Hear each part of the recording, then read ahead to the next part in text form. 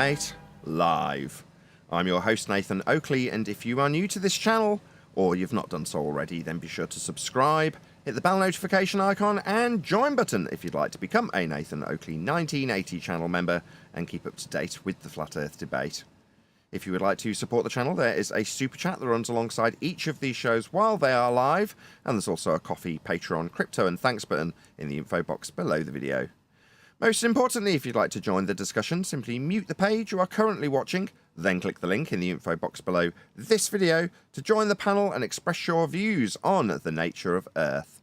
If you do join, please don't swear. If you do, you'll be ejected, and if you are, please don't try to rejoin the stream using sock accounts. You'll be warmly welcome back on the next stream. Please also share the show on social media. Sharing the show obviously increases the live audience, but this in turn increases the chances of a more diverse panel, so please share the show on Facebook and X. Now we are joined by OneDeck, OK Computer, Neil, and a whole bunch of people in the Politics 24/7 Flat Earth Debate Discord server, so welcome one and all. Yeah, let's get it on! Greetings, everybody. Hello. Hello. Good afternoon. Good afternoon. Hopefully one of my mods in the YouTube chat will stick a link to Politics server so you can join if you do want to join this server. We are guests here today and typically are like running guests on a Friday. So if you did want to join this server, you'll have to pick it up from the link that one of the mods posts in the YouTube Lives chat. So I've saved my preamble that I normally give before the show. Can you pop yourself on mute, whoever it is, immediately into the live show? Off mute, causing audio chaos. Thank you. Lost my track and train of thought immediately as soon as we start live.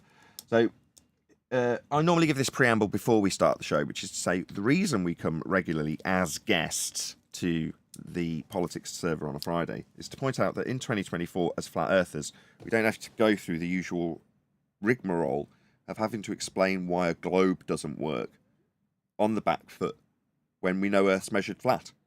Number one, if you're a long-standing flat earther and have had a belief up till now, you don't need to retain that belief where you feel like you're in a defensible position, needs to be ranted and raved at your opponent whilst telling them how their globe don't work. Meanwhile, Earth is actually functionally flat. That's how it's dealt with. And that's a position that can put a lot of you at ease. And if you happen to be the ilk that wants to go out and debate, obviously learn all the arguments and learn how the globe doesn't work, because you will eventually end up on the back foot. But knowing that means you can move on with your life, potentially. Or, if you're a long-standing debating flat earther, know how to win. Their claim of a globe also comes with flat earth measurements in tow. That is to say, the genesis of their globe is flat earth measurements. So with that, like I say, there might be some prolonged silences, as there were in the pre-show. We'll see while we're live. But that being said, I'm more than happy to let the Discord server that we are guests in flow through their motions with us here as guests, as we do. Hello, Nathan. Hello. I would like to ask you, and it's my only question. I don't really plan on sticking around here for too long. So we can, we can't observe air is there, right? But we can breathe it in, right? We can interact with air, right? But we can't observe air. So how do we know air is real if we can't observe it? How do we what? How do we know air is real but we can't observe it? Still didn't catch it.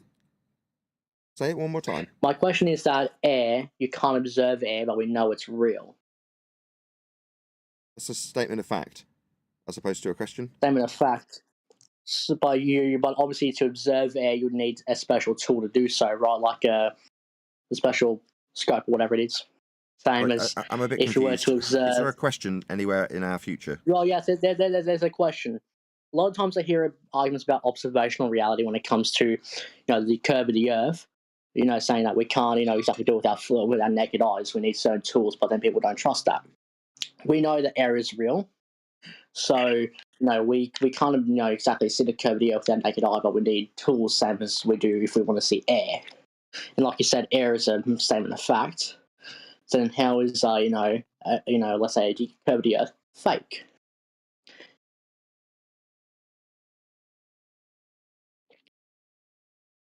My whole argument is more about debunking observational reality.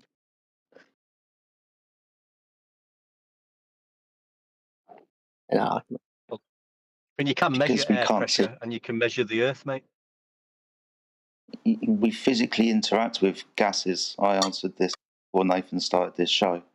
It's because you can see some gases, butane, for example. There's a couple of others that you can see, but oxygen and nitrogen, no. But you can physically interact with them. You breathe them. You can impart temperature to them. You can put them under pressure in a container. I mean, that's the same with the curvature of the Earth. We can interact with it. We can see it. We can interact with it. We can see it. How do you mean? How do you mean we can interact and see the curvature of the Earth? If we're on a boat, we're going over the horizon. It means we're technically interacting with it. What's the horizon? What's the horizon? We're going to bog down the conversation. I'm just saying that we can interact with the curve when we go over the curve. So we can also interact with the gases, and we can also observe it. If we look, let's say, through a telescope, we can see that there's curve, especially when it comes to like a horizon with the boats. Sorry, okay, so you're saying the horizon. Yes, you can. Can I just get a grip of what this guy's suggesting? So you're saying you fall over an edge. That's your claim, is it?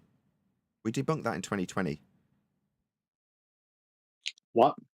Your claim is that you fall over an edge. That's just stupid. I never claimed to fall over an edge. That's the. You said you were going over it in a boat. We go over it in a boat, you say? Yeah, we can interact with it when we're on a boat. So we're going over. To summarise, your stupid claim is that you go over an edge. Okay, that's your claim, and I'm suggesting that you are unaware that we debunked that in 2020 with the black swan. Okay, then how did you debunk it? I was in the middle of stating how I debunked it when you started asking. The black swan.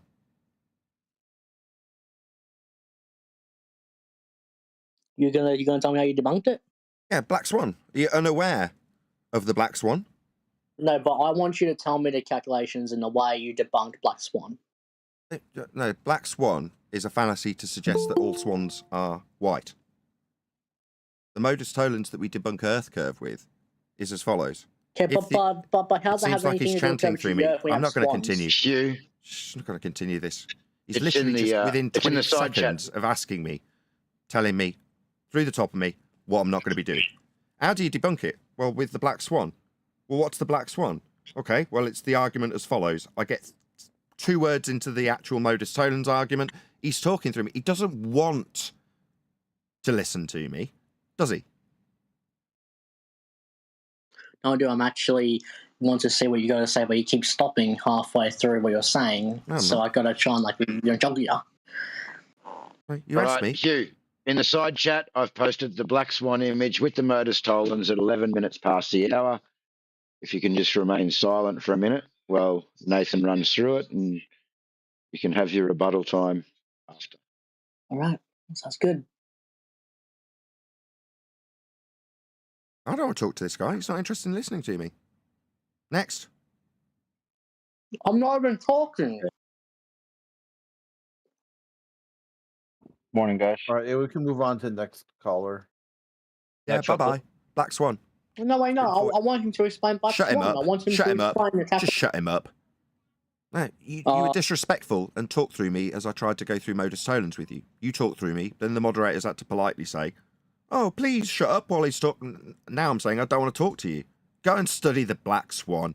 It's been posted by one of the mods. Now sod off.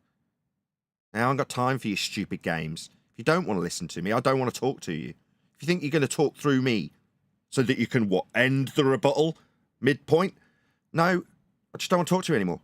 You're not interested in listening to what I got to say. You're interested in chanting your garbage through the top of it to frustrate me. So I'm not interested in talking to you anymore. Go and learn what the Black Swan is. It's been 4 years.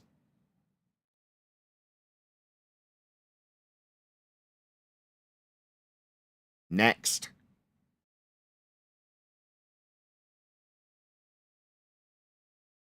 Four long years since the claim of a geometric horizon went bye-bye. Oh. It's pathetic. People think they want us to fight with them, that they want me to be asked about something and start rattling off an answer, and then literally, not even before I've started giving the answer in the rendition of modus tollens, which I can do in about 25 seconds. No, he doesn't want to hear it. So why bother communicating with these people? You know, Eric Debay's right. I'm not going to enter into a debate with you. I'm telling you this stuff. It's been around for 4 years. It's not a question anymore. It's a statement. If you want to hear it, I'll tell it you. If you want to just challenge it in the middle of hearing it, you're not here to listen. You're not interested. You want to be a zealot chanting your faith about a globe at me. I don't want to communicate with you. I don't want you to convert me. Yeah? I know it's flat. You still have your faith in a globe and feel that chanting through me telling you how your faith in a globe's undone with your own geometry, well then, if you don't want to hear it, then go away. You're asking because you want to hear it, I assume. No, you definitely aren't. You just want to frustrate me because I'm the one undoing your religion by chanting through it before you've even heard it.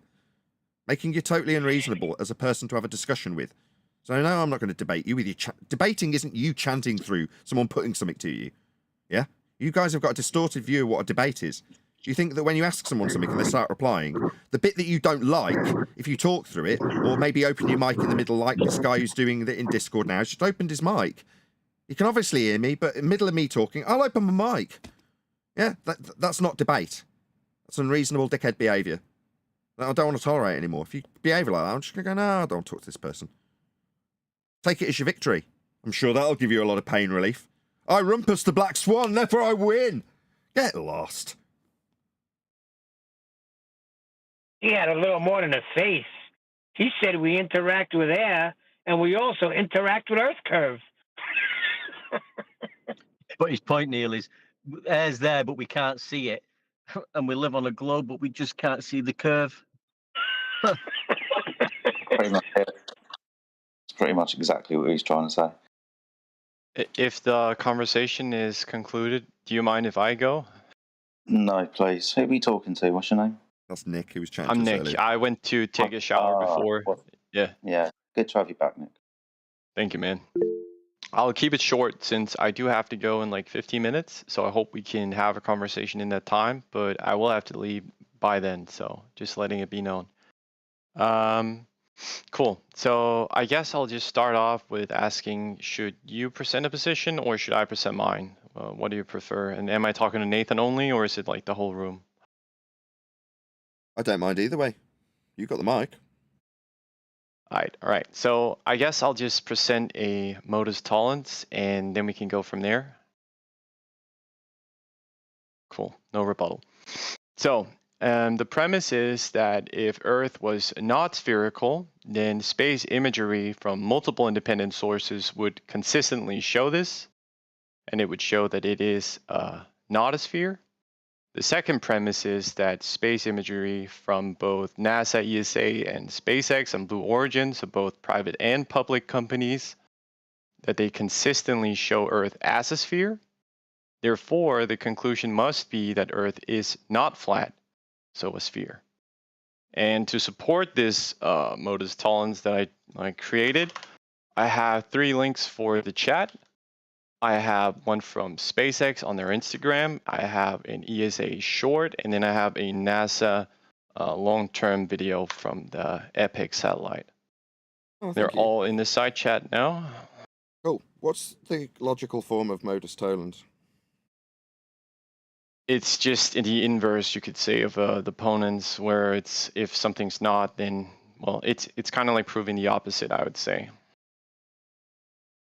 Was that the logical form that you just gave me? Whoever's interrupting from G+, please, can you not do that? Sorry, was that the logical form? Yes. No, it wasn't. No, that was definitely, absolutely not the logical form of Modus tollens. It was. Do you want to try again? Not really. I gave you the 2 premises and the conclusion. That is Well, that would the be a false precise form. dichotomy then. How is it false? Sorry, it's not Modus tollens. I'll ask you a 3rd time. No, let's just not ask. Let's just tell you. You don't know what Modus tollens is. Yeah, you don't know the logical... He's chanting through me, ladies and gentlemen. It's not long before I'm pointing out that he doesn't know something that he's chanting through me. Is this what you now call a debate because I'm telling you you're wrong and you feel that that's painful enough for you to start talking straight through the middle of me, Nick? No, you don't know the logical form. You can attack No, the it's argument, okay, but Nick. not I'm the making form. a conclusion. It's not your invitation to immediately make me correct when I say that this chanting zealot Fundy is going to chant through me pointing out how wrong he is. No, you see, there's plenty of people around watching right now that know the logical form of modus tollens because they've had it stated to them for 4 years with the logical consistency and the form attached to the argument, with the P and Q statements formulated in a logical consistency that is in line with the definition of what modus tollens is. You, sir, gave a rambling, nonsensical, garbageable statement that didn't make any sense when I asked you if you have the logical form for modus tollens. So let's just get that out of the way before we move on. That was not, I repeat, not modus tollens. You don't know what modus tollens is. That's not up for debate. Not, oh, well, I think I... No, you don't. Or you'd have given us the logical form. Then, if you had, which you didn't, I'd ask you to formulate your false dichotomy into the logical consistent form that you gave when you gave us the logical consistent form that you failed to give. So, now I've unpacked your garbage that this is a logical consistency. It's not. It's fallacious. It's a false dichotomy, as pointed out by me. And as the failure to state the logical form has come from you, we can basically disregard your claim to be logical consistency. Globe versus flat is a false dichotomy. Oh, I'm unmuted now. Great. I'm glad you got that off your chest. So I'll try not to interrupt this time. Please don't interrupt me. So it's incorrect to say that I used it wrong. I gave 2 premises. I said if the Earth was not spherical, right, then space imagery from these sources would not show it as a sphere, right? So if it's not a sphere, it wouldn't be shown as a sphere. That's the first premise. If P, then Q, right?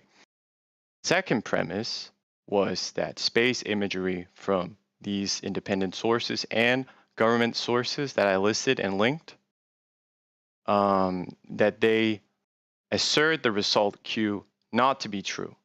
And they do that. I provided it, right? And so therefore the necessary conclusion, and I hope you follow still, is that it cannot be flat. So you're incorrect in your assertion that I didn't know what modus tollens is.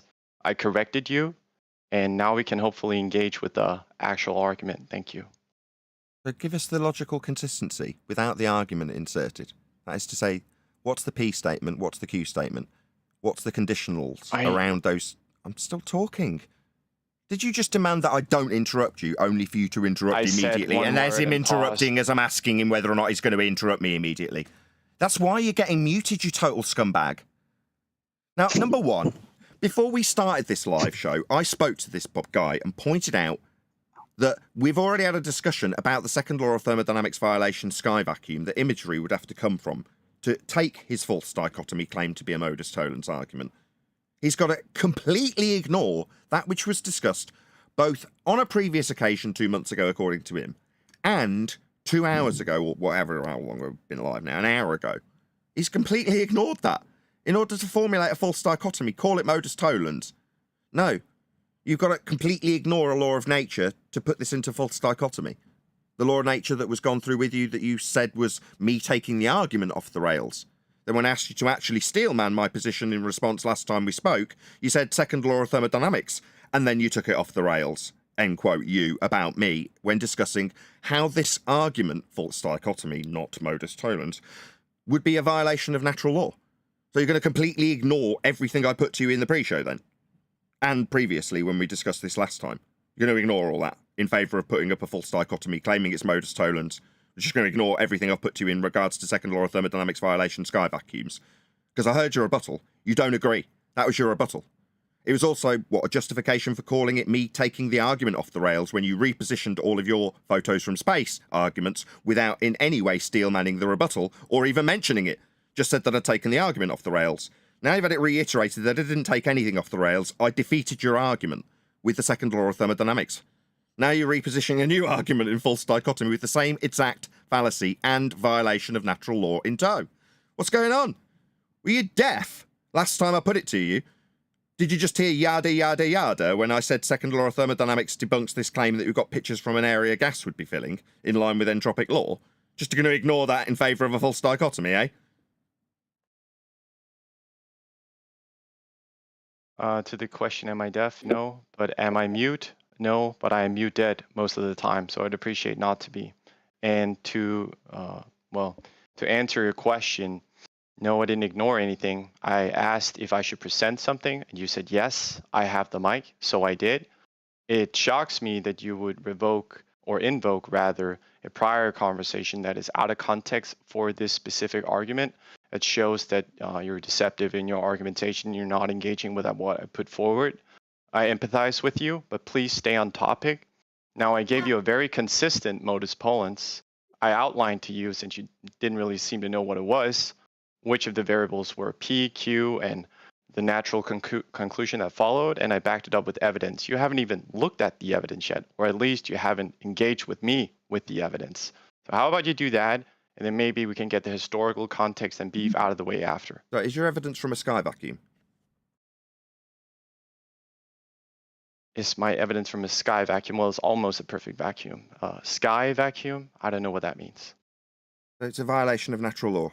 So you have completely ignored the rebuttal that came previously, reformulated it, rinsed and repeated it, put it into a false dichotomy, claimed it's a modus tollens. You haven't defined what that is with the logical consistency statements a modus tollens needs, but you're still claiming it is, in defiance of me asking you to define it.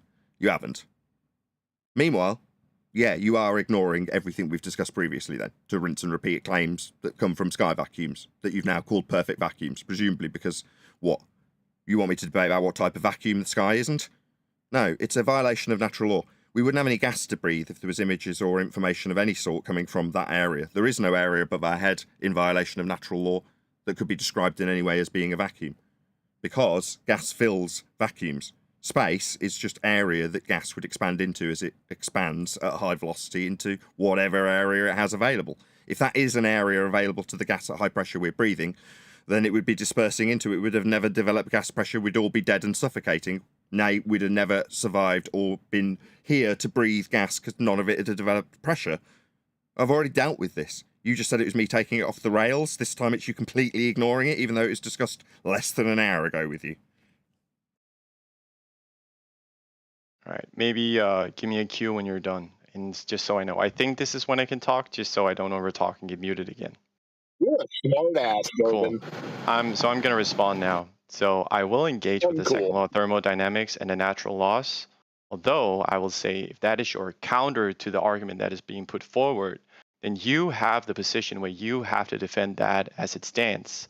You haven't done that. You've referenced speculation that life can only evolve the way that it did, and we can only have breathable air and pressure because of this, but you haven't demonstrated that. So until you do so, that is not really a logical argument. I'm sorry. I see. Well, actually, no, I haven't made any claims about this. It's not my claim that the sky does anything. It's a heliocentrist's claim that we have a sky vacuum called outer space. That's not my claim. My rebuttal, my defeat of your claim as a heliocentrist that the sky is a vacuum is to say, no, it would violate natural law. Now, my demonstration for that isn't required when it's an antecedent consequent. Gas requires something to press on to be pressure. That's what pressure is. Now, if you're saying there's just an area above our heads that isn't capable of being pressed on, in fact, it's an area the gas can disperse into, that still stands as a second law of thermodynamics violation. What are you saying? I've got to prove that law of nature. No, it's a law of nature, gas-filled space, entropic dispersion. So, I mean, if you're going to say and posit the claim that it's an antecedent consequence, that we can only have this phenomenon exist because of natural law, then you still have to demonstrate it. You haven't done that. I could give you a citation. NASA. I'm not going to grant that. I could give you a citation if you like. NASA. Pressure is the force exerted on the walls of the container. I wasn't done, so I don't know why you're talking, but okay, you can go on. If you can't hold your temper, because you said I need to prove a law of nature because I said it was antecedent consequent. So I said I'll give you a citation from NASA. Pressure, like we're breathing, yeah, gas pressure, is the force exerted on the walls of the container. End citation, NASA. So that's a citation from NASA about how gas pressure is the force exerted on the walls of the container. So we're going to need the walls of a container to press on to be gas pressure.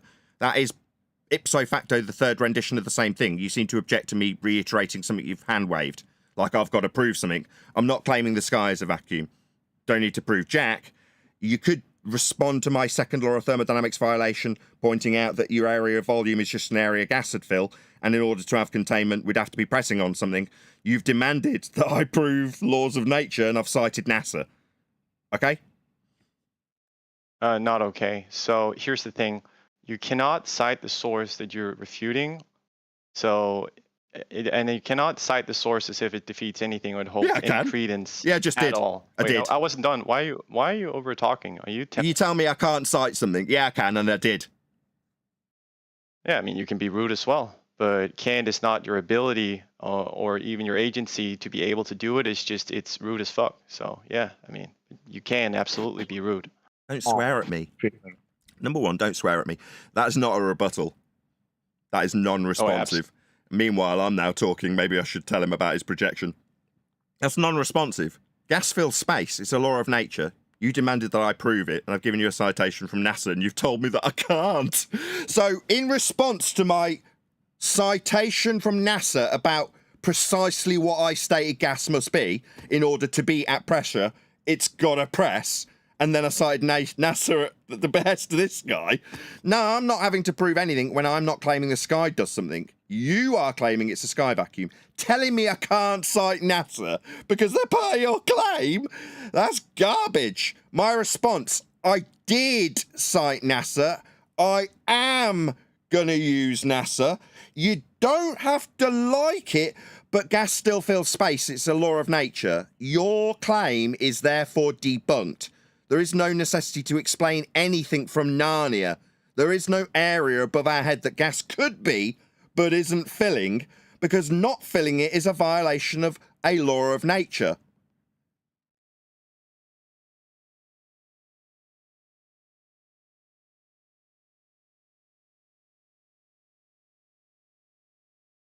He did say he'd only got 15 minutes, and that 15 minutes, it seems... No, I got muted. Maybe you were talking while I was talking. I don't think that was the case. I think you interrupted me. Gas fills space. Talking, and then I was muted Gas just like space. now, like you just gas did fills right now, space. and you're Gas still fills doing. space. Gas and fills everybody space. can see how you're over talking me like a kindergartner. That's fine.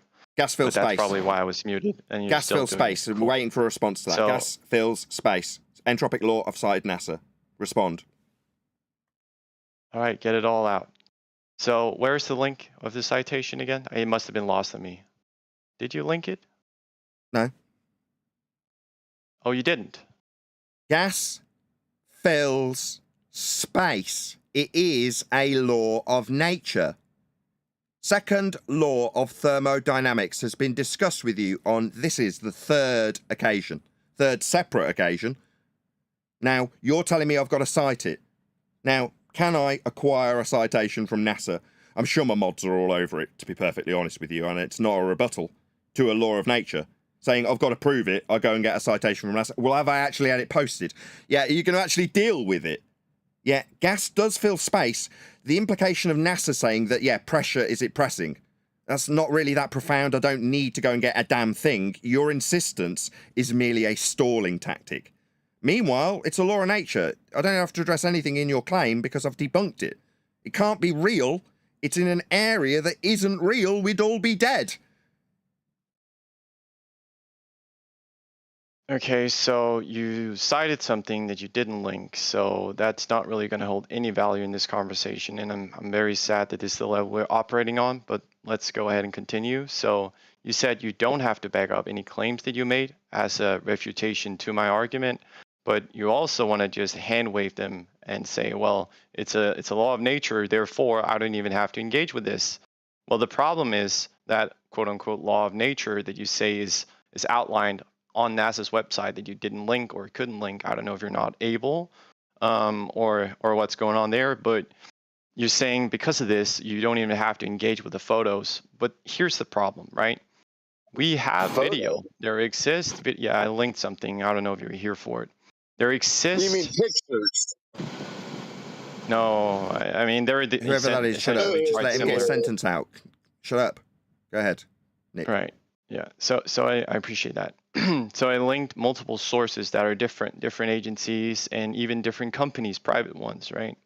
And there seems to be a lack of a container in all of them. And the problem with you saying, well, there must be one because it's a law of nature, and you failing to demonstrate that just proves to me that you don't have a counter. And so until you can demonstrate either how far out the container is, what it's made of, where it is, why you can transcend it, or that you could say that all these photos are fake, that you have some form of like system to demonstrate that to the audience, then I think you lost. Okay, so you're saying because I'm not showing you the second law of thermodynamics description of entropic gas dispersion, I lose, correct? I've posted it in the Can't side demonstrate chat. it. If you can't Hold on. demonstrate it, then I Sorry, can't take it moderator's for anything of addressing you. value. And Sorry then to why are you interrupt. over talking again? Because Is one it of the just- moderators Sorry, is trying to get your moderator's trying to attention. get in there. Because one of the mods is trying to get your attention. I posted it in the side chat for you to back up what Nathan's saying. I'll very quickly read it out. I don't want to take up too much time. But this is from BBC Bite-Sized GCSE Education. So this is how we are educated with regards to what gas pressure is. Gas pressure is the name given to the force exerted by gas particles colliding with the wall of that container.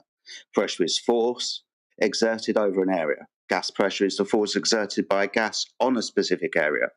End quotes. I appreciate that, Jedi. I will say this. If this is a form of assistance to Nathan's claim, then this is not from NASA. So this is a different link, a different site, and a different citation. Who cares? I can't engage with this, but I will ask first, what does this site have of any value to the discussion? Why would this have more credence Your than me, hand wave for instance? because you don't like the citation that I'm not prepared to give you. I don't care if you trust in the second law of thermodynamics or not. Gas ipso facto fills space. It's a law of nature. Now you're saying, I've got to prove that law of nature for you to accept my argument? No, for the audience's benefit, ladies and gentlemen, that's not a win. Me describing entropic gas dispersion, a law of nature, something that is described and demonstrated because it occurs always, that is to say it's a law of nature, this numpty must deny the second law of thermodynamics and gas dispersing into volumes. He's denying the second law of thermodynamics based on the quality of the citation. I've said, I don't care if you've got a citation from me or not. I'm telling you, NASA say that. Someone else has got something different. I don't care if you take that as a standard either. Gas still fills space. It is a law of nature. And if the sky was a space for gas to fill, it would fill it. And you not accepting that as one man in defiance of the natural law that I've quoted, cited, who cares? Still a law of nature. Okay, take it as a win, son. No worries, I'll appeal to my audience. Gas fills space. If the sky was a vacuum, the gas would fill the space. What's my proof and evidentiary standard for that? Well, the law of nature, known as entropy. That would be gas dispersing into space by the description of entropic gas dispersion. A law of nature this guy thinks isn't up to my snuff because I haven't given him anything? Yeah, I've given you a defeat. You don't have to like it. You can tell me you don't like my standards, but gas does fill space. Your pictures are bunk. So 36 this minutes past conversation the can be... hour. NASA link citation. Nick, please read it for the audience. Could you read that NASA citation out for us there, Nick?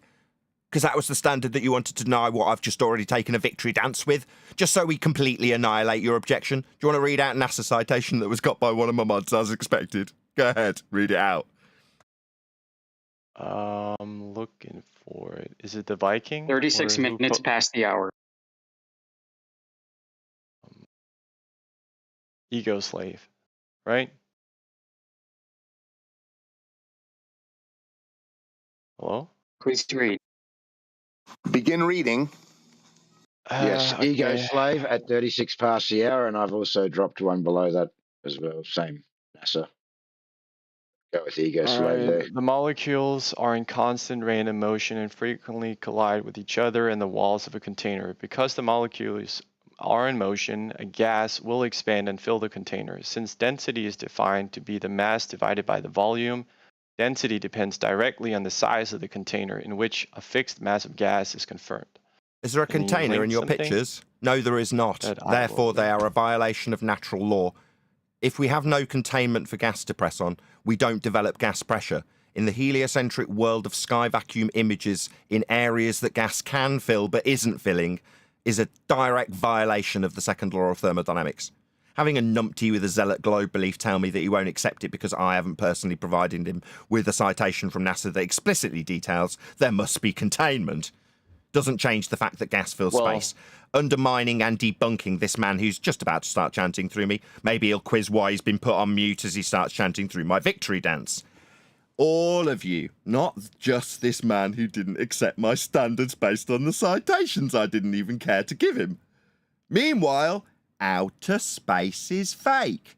Me addressing literally anything, regardless of if it's stacked up in false dichotomy, regardless of its claim to be a modus tollens, without the claimant even being able to define what that is, with the logical consistency form being given before the argument, regardless of if you get a hand-wave dismissal to this law of nature, it's a law of nature. Gas fills space, and if there was an area of space to take pictures from, we'd all be dead. Outer space, No, not in a sky accordance with the vacuum. link. Hey, Zealot, is this painful? Maybe I'm being rude. Maybe you can appeal to why you're getting muted by the server operators, as I am a guest here. You listening, Dan, you complete clown? I'm the guest here on a Friday. That trimmed out clip that you didn't give me credit or put a link to was me in this server as a guest. Yeah, telling your audience how I treat my guests. Au contraire, you clown.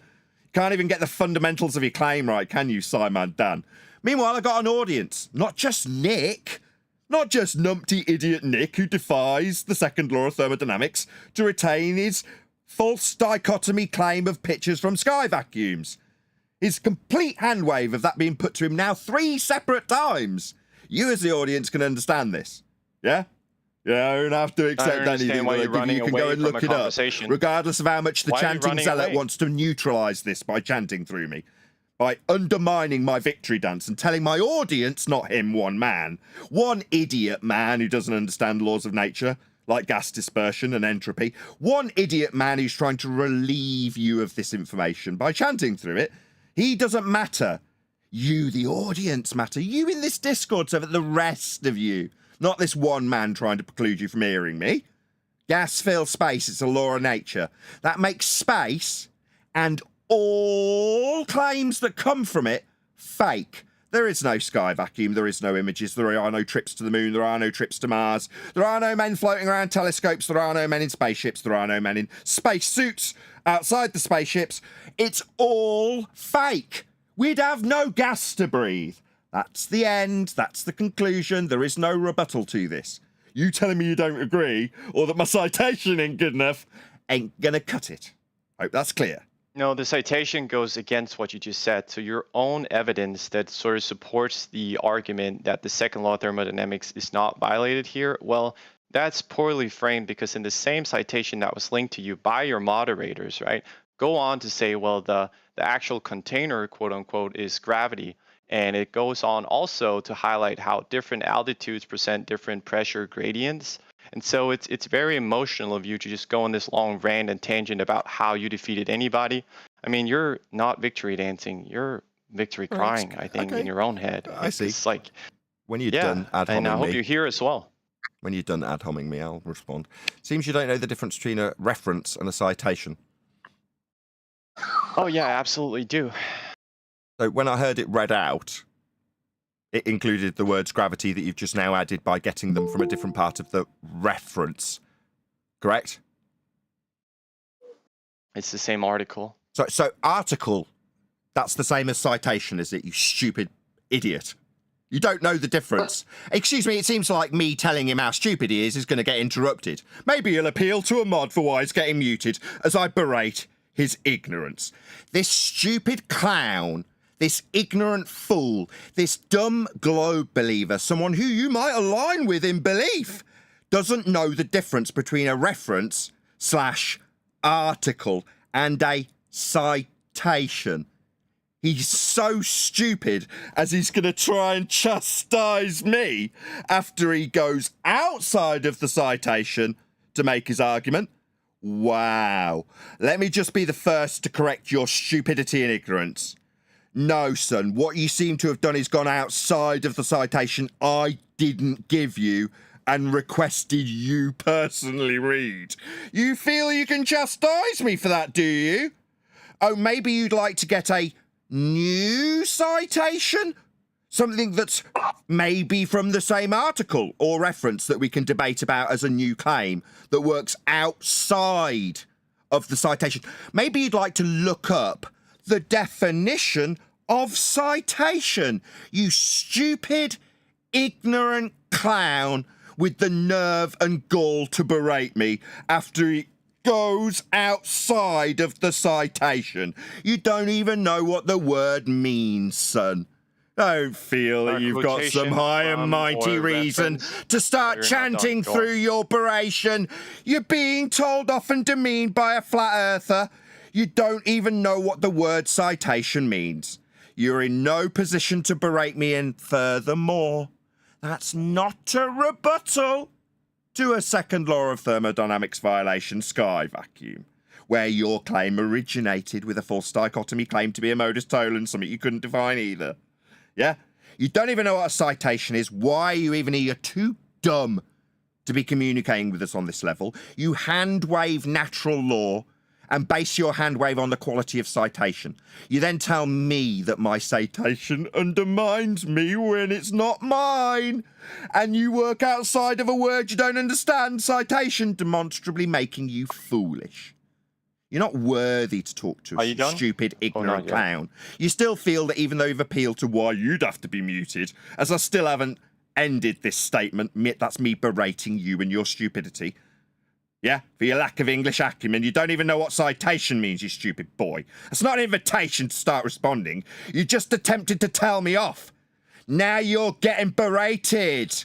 No, you're in no position to tell me off when you work outside of the citation I didn't give you and you personally read out. No, son. No, what's happening is I'm righteous in telling you off. That's right. You were wrong, ignorant and foolish when you attempted to tell me off. Now you've got someone with righteous indignation telling you off. Demonstrating to a massive audience of... How many people's watching? Probably less than 100. How stupid you are. Yeah? Clear? Comprende? This is like some ASMR fall asleep. Like that's not a rebuttal. So not a rebuttal. I don't want to hear it. I don't want to hear it. Mute him. No, telling me about AMSR, whatever you've just said, is not a response to gas filling space. ASMR. Not gas filling space. Gas fills space. Your argument's been defeated. But the problem is you haven't defeated anything because you said, well, in order for me to take what you say as anything of value, you provided a citation, right? That's we heard all this. Yeah, we heard all this. Yeah, I just summarized all this. Then you... Yeah, just summarized all this. I don't need to hear it again. I gotcha. You're telling me the quality of my citation's not good enough. You're over-talking me all the time, but you cry when Yeah, that's wonderful. Yeah, I'm talking over you. In victory. The guy just attempted to tell me off. Nathan. Sorry, excuse me, mister, I don't know what a citation is. Yeah, you're going to be talked over and talked down to with justification. You don't even know what a citation is. You feel you've got the right to hog the mic. No, Dumbo. The ignorant fool's going to get shut down by me. Yeah, I am going to talk over you. Not because you've suddenly got a winning rebuttal to gas filling space, because you're telling me about ASMR. As opposed to a rebuttal to gas filling space. That's not a victory. This is a victory. Yeah? Gas saying that you got a victory. Space. Nice. No, you chanting through the victory. You chanting over you through the victory Nathan, okay? Isn't a victory. I got a victory. So it's just causing audio chaos, ladies and gentlemen. That's all he's going to give me in rebuttal to gas filling space when I try and conclude the conversation. It's never ending. He said he got 15 minutes. It's been half an hour. Because he's not going to take a conclusion. Rumpusing. I didn't take a breath and here he is chanting. Maybe appeal to why I'd be muted by you. This is you muting me, by the way. I'm taking a victory dance after your stupid, ignorant display of lack of acumen with English. Yeah? Citation. Look it up, you stupid bonehead. While you're looking up that stupid idiot nonsense you thought you had a right to tell me off with, I'll be summarising the second law of thermodynamics, your hand wave, and are attempting to rinse and repeat the same hand wave by saying my citation wasn't good enough. We heard it. I summarised it. Now I'm doing a little victory dance while you go and look up what citation means. That means I've given you a demand, an order, something to go and fulfil. In the meantime, bugger off and keep yourself occupied looking that up, son, you stupid idiot. while you're looking that up, not chanting straight through the middle of me telling you that I've won. Yeah, not you ignoring it because it's me derailing.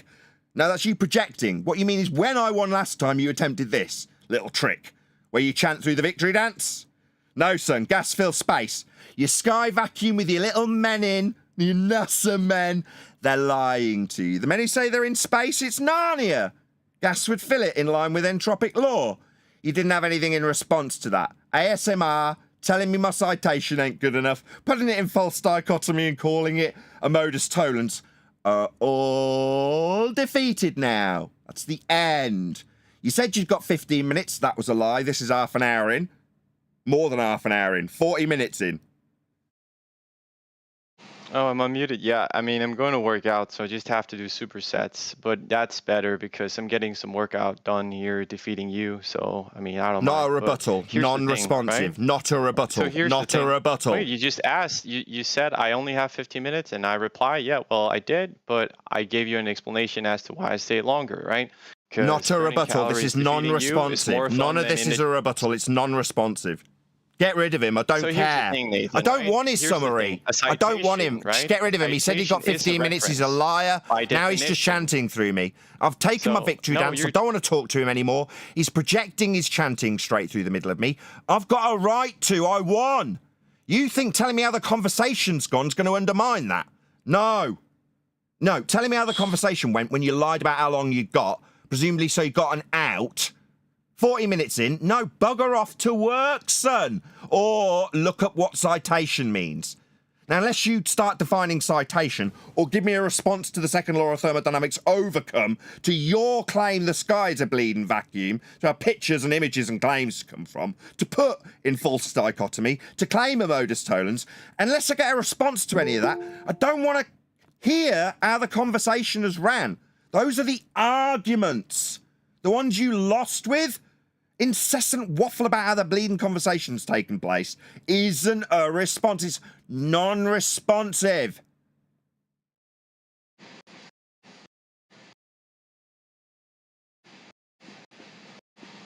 Oh, I'm unmuted. I'm glad. So I'm just going to finish off by saying this, right?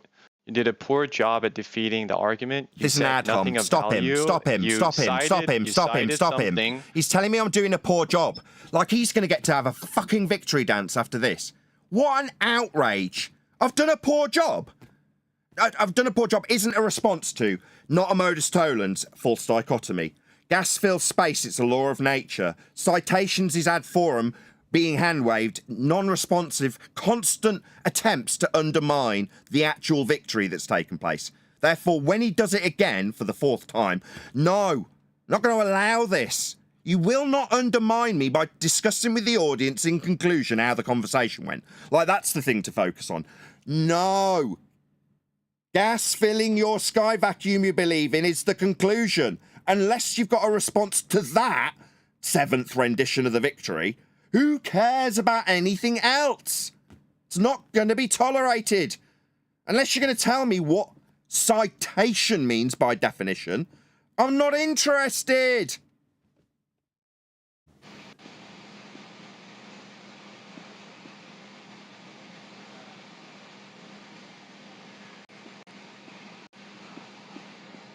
Cool. So citation by definition is a quotation from or reference to a book, paper, author, especially in scholarly work, right? And so by extension of that, when you cite something, it is a reference, right? You're referencing something or to someone, right? Sorry, was that? And so when sorry, you is this what you're adding on after the definition? So, sorry, it seems. Stop him. You add something, stop, and now you're stop, talking again. Stop, Dumbo.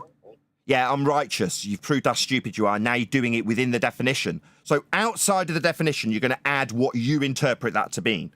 No, it said quotes. You know, it's how I asked you to quote what it said. So therefore, it's absolutely categoric what sits inside the citation by definition now by you. Now, you adding your numpty dipshit interpretation to what that means after you read out what citation means, yet within the confines of that quote only. That would be what got read out. Now you have decided to keep reading and go and get something else after the fact. Now for my audience's benefit, I'm going to explain why that's not reasonable.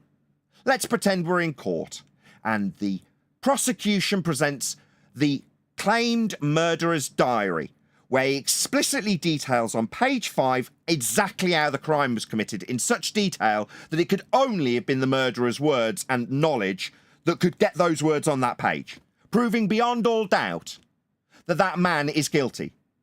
However, on the very next page, he says in bold letters, "I am not a murderer." Yeah? When you read out the previous citation, in quotes, the bit that gets cited, and then say, oh, but I'm going to work outside of that citation because he says he didn't do it in the next sentence. Yeah? That's unreasonable. It's working outside of the citation. That's why the citation sits alone, and everything else I couldn't give a crap about. But that's what you did because you didn't understand what citation meant. Stupid. Yeah? Now, given that you've been here for, what, 15 minutes or almost triple that, yeah? I'm pretty sure that you just gave that excuse as a justification to hand wave indefinitely every demolition of your sky vacuum claim to be pictures and claims that I have to argue about in false dichotomy with you, even though you've ignored 3 times the fact that gas fills space.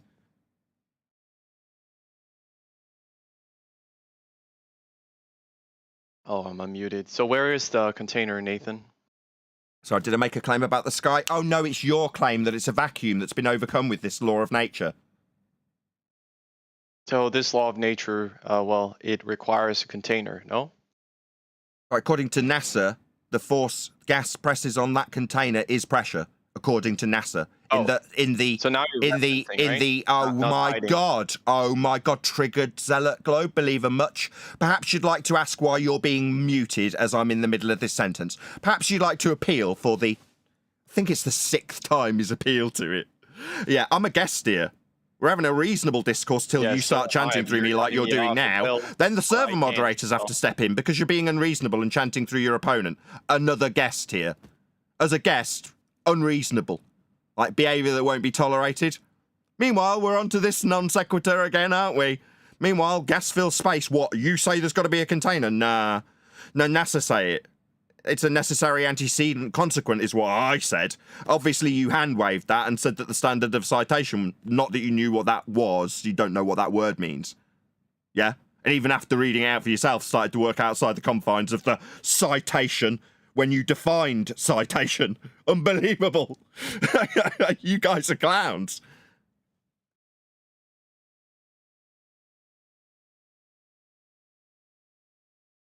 Gas fills space. The sky vacuum, the place they get these images you wanted to argue about from and the stuff that they say they're doing up there, it's all fake. All violating a law of nature.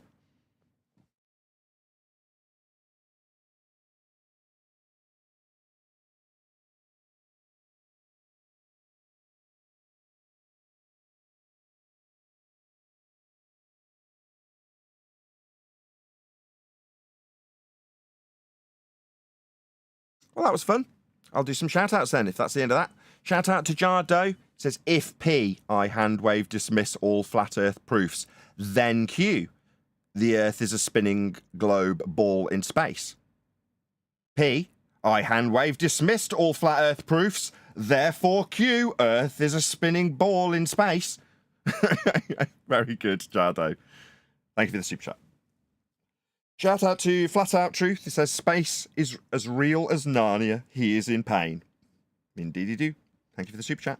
Another shout out to Jardo. Says, Nathan, I really want to hear how gas doesn't fill space. But you keep blocking him. Thank you for the super chats.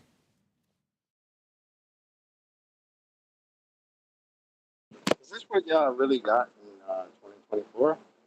Pictures from space? No, that I'm all you unmuted got? again. Is it all I got? Not only Well, it's that, they something that got I got, and Cavendish. it's something that we haven't even touched on yet because it was hand wave dismissed without any actual evidence was to actually suggest that the destroyed. second law of thermodynamics even hold. And when pushed on it, well, you just proclaim victory and do a victory dance. I guess that's the way you do it. It's cool. As soon as you brought up a place that cannot exist, that goes against the law of nature, you destroy yourself. You don't realize. So here's the that. problem, Well, right? Listening to you, destroy yourself the entire time. Problem is, you're a moron. That's the problem. So the problem is, I show you something, just like you are You ain't probably tell us familiar with the anything. black swan. Wait, why are you Shut over up. talking? Don't be like Nathan, Shut right? up. So You're done. when I You're show toast. you a picture of a black swan, and you've never Shut seen a up. black swan before, and I know you guys, Shut up. I don't know. Shut up. Piss off. Can you get rid of whoever's got a Nathan. crying baby on an open mic? Yeah, Hey, Nathan. we're sorting it out. Thanks. You hit him with the murderers. So I don't know why I was muted with that baby crying, but so here's the thing, right? You guys love to bring up black swans, He's right? still Or talking. a black No, swan. why is it? And the fun It's thing, like, why are sorry, you just over talking moving again? on. This is crazy. Can you Stop. not contain No, yourself? no, stop. Are you not Stop. an adult? Stop. What is going on? What's going on is you're ignoring us. It's like, if you just carry on, in your mind, you'll create the impression that because you've summarized with, well, you just hand waved.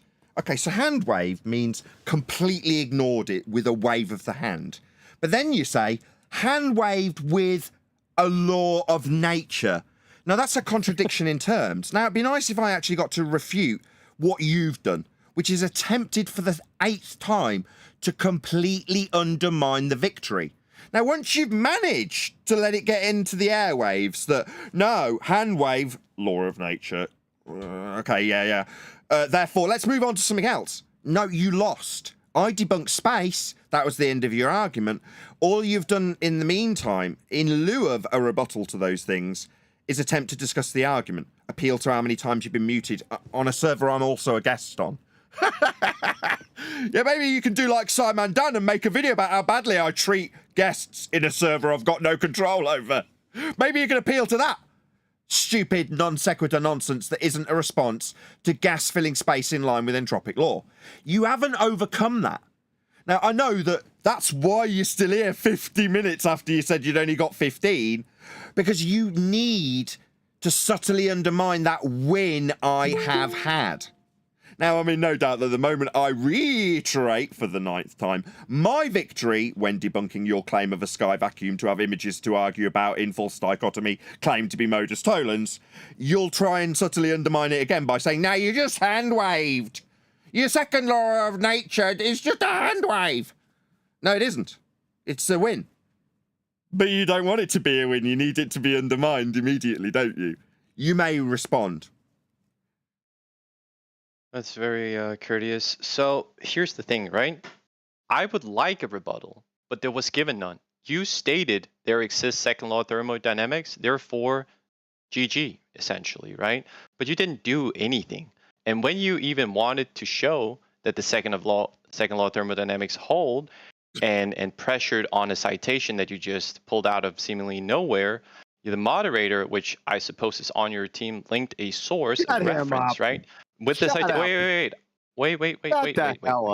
And I'm just saying, if that's your way of persuading me, on the same source, longer down, it explains that there is a gravity component to that second law of thermodynamics that you are not engaging with on your source, which goes against your whole rebuttal, essentially. And you haven't even looked at the pictures I provided. You just said, well, there exists something else that other people have thought out that I believe to be true. Yeah, second of law. With no circumstance variables at all. Gravity doesn't exist in this, or at all, perhaps, right? I don't want to straw man you, but it doesn't exist in this, and it cannot explain this, essentially, right? But the problem is it can, and the source that you linked says it does. And so here's like what we call a problem with the gear. Yeah. Shut up. Okay, thank you. Was that it? Are you done?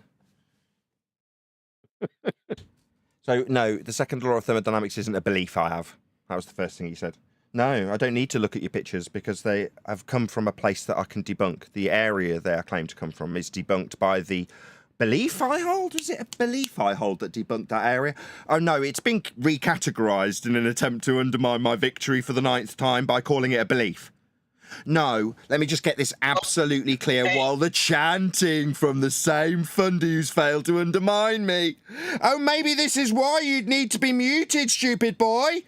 Because I wasn't finished. It was me retaking the victory that I've already had 9 times. Because you subtly tried to make a law of nature my belief.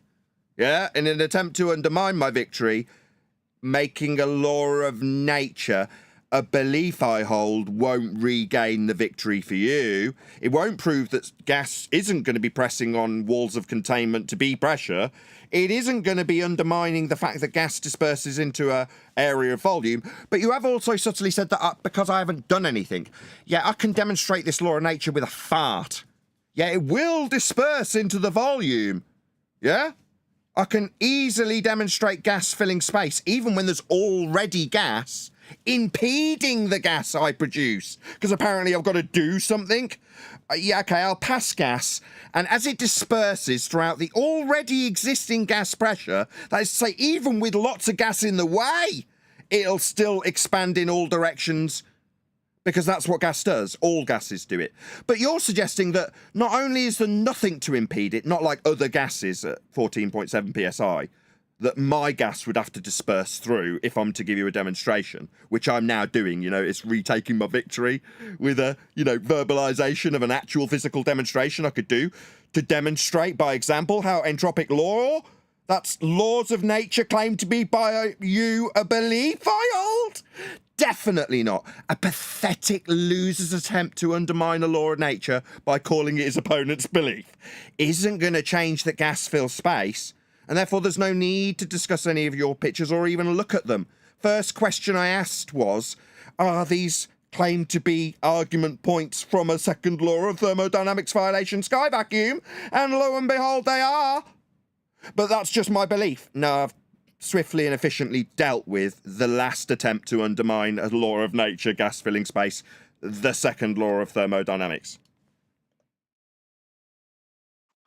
Why do you ignore? So the problem is not really that I say you believe the second law of thermodynamics on its own. Wait. Oh my God. The bromine rush from one to the other. Now that is the simplest change we can have, perhaps, because all that happens is a change in entropy. In this case, the expansion into a vacuum, nothing else is involved. There's no energy change, there's no temperature change, there's no change except entropy. So without the entropy Why do you ignore other forces that play a role? Sorry, is this a white knight talking? Is this a white knight needing... Sorry, is there a sharing pain of a white knight? As a white knight stepped in to share his pain over the top of this annihilation. That was a demonstration. Why do you ignore other that was a demonstration. that are Excuse me, can you mute the white knight? Can you mute the white knight, please? That was a demonstration of entropic gas dispersion. Of course, a white knight from a globe side of this argument wants, what, to undermine the demonstration of gas filling space? Like entropic law being demonstrated by a university professor to a group of lecturees. I mean, I don't see why that would need an interruption from a white knight, other than it demonstrates the gas fill space. It's something they lecture about in universities. I mean, a minute ago, it was my belief. But there we are, gas fill space, it's a law of nature. It's perhaps the simplest description of entropic forces. It's amazing he'd use the same words as me, isn't it? Entropy. Yeah, that's entropy, gas filling space. He's just demonstrated it for my live audience. You heard the description of it. It's a law of nature. It's not my belief, and Nick's attempt to undermine my debunking of his area of volume gas isn't filling, defying this law demonstrated just now. Yeah, that's still undermining his sky vacuum belief with little men in it floating around. Yeah, getting pictures for us to argue about. No, we won't be arguing about those. No, because they're just liars in a sky vacuum. Pancake, right? Liars in a sky vacuum with a chanting zealot trying to undermine it at every attempt. Now, just making that summary you've attempted to undermine 9 times there, Nick. Yeah, you know, your shitty pictures from a sky vacuum. It's 400. Excuse me, Nick. Point, right? Is this gonna change the victory? Seems to be increasing is you chanting through me going to change this victory? Maybe as you chant through me, you'll puzzle over why you're getting muted by the server operator. Now that was me retaking the victory you keep trying to steal back from me with nothing to do it with. No, you see, that's a university lecturer. Maybe the third attempt to make this summary. Maybe this third attempt to make the summary will just get a non-stop zealot interruption from a chanting ball believer who cannot accept the reality of laws of nature as anything beyond my belief. It's just my belief in this law of nature demonstrated in this university with gas filling space described as entropic dispersion. Something you said was my belief a minute ago. But me making that conclusion would be best served with a large dose of interruption, a large dose of my opponent muting me. And then asking, why would it be that I'd have to get muted when this guy takes his victory for the 10th time? I want to be able to chant straight through that victory and tell him that it's just his belief. No, it definitely isn't a belief. It's lectured about in universities, and you seem to reposition it like my belief. No, gas does fill space. It is entropic law. It is the second law of thermodynamics, and we definitely would require containment for us to be breathing gas pressure, as we definitely do, as say NASA. Meanwhile, you say it's my belief. Definitely not. Gas fills space. Your sky vacuum's bunk. There are no images to argue about from that area. It doesn't exist. That's the same victory I've taken 9 times. I'm sure we'll have an attempt to undermine it again. Now it's come through nice and concise without the chanting zealot muting me. Yeah, so I linked something in chat. You could read it in your head or not at all. I mean, you have agency, but it's from NASA. And since you said, well, NASA says, I'm going to say, well, they say something else too. They built on this law, right? And they include gravity. Now, the problem is you don't. That's why I called it a belief, because you have an incomplete understanding of the second law of thermodynamics. I'm not saying that there isn't a second law of thermodynamics. I'm not saying that there isn't pressure on a, and it cannot be contained by a container. I am saying, though, that sometimes on a macro level, gravity plays a role. This is well understood, and it's also in literature. Now, you citing a different weird black and white college professor that looks ancient, I don't see how that gives you any credence. You lost again and again, and I'm glad you say you're trying to retake your victory, because you lost it multiple times, and you're not retaking anything. And so here's the fact of the matter, Nathan. You have a lackluster understanding of the second law of thermodynamics. You haven't looked at my argument. Sorry, and you've been defeated over and over and over. So at this point, I'm done. I mean, you're interrupting. Stop him. He's just ad-homming me, telling me I don't understand. You have a lackluster understanding is a glorified, trumped-up way of saying you just don't understand. Why the hell do I have to tolerate this?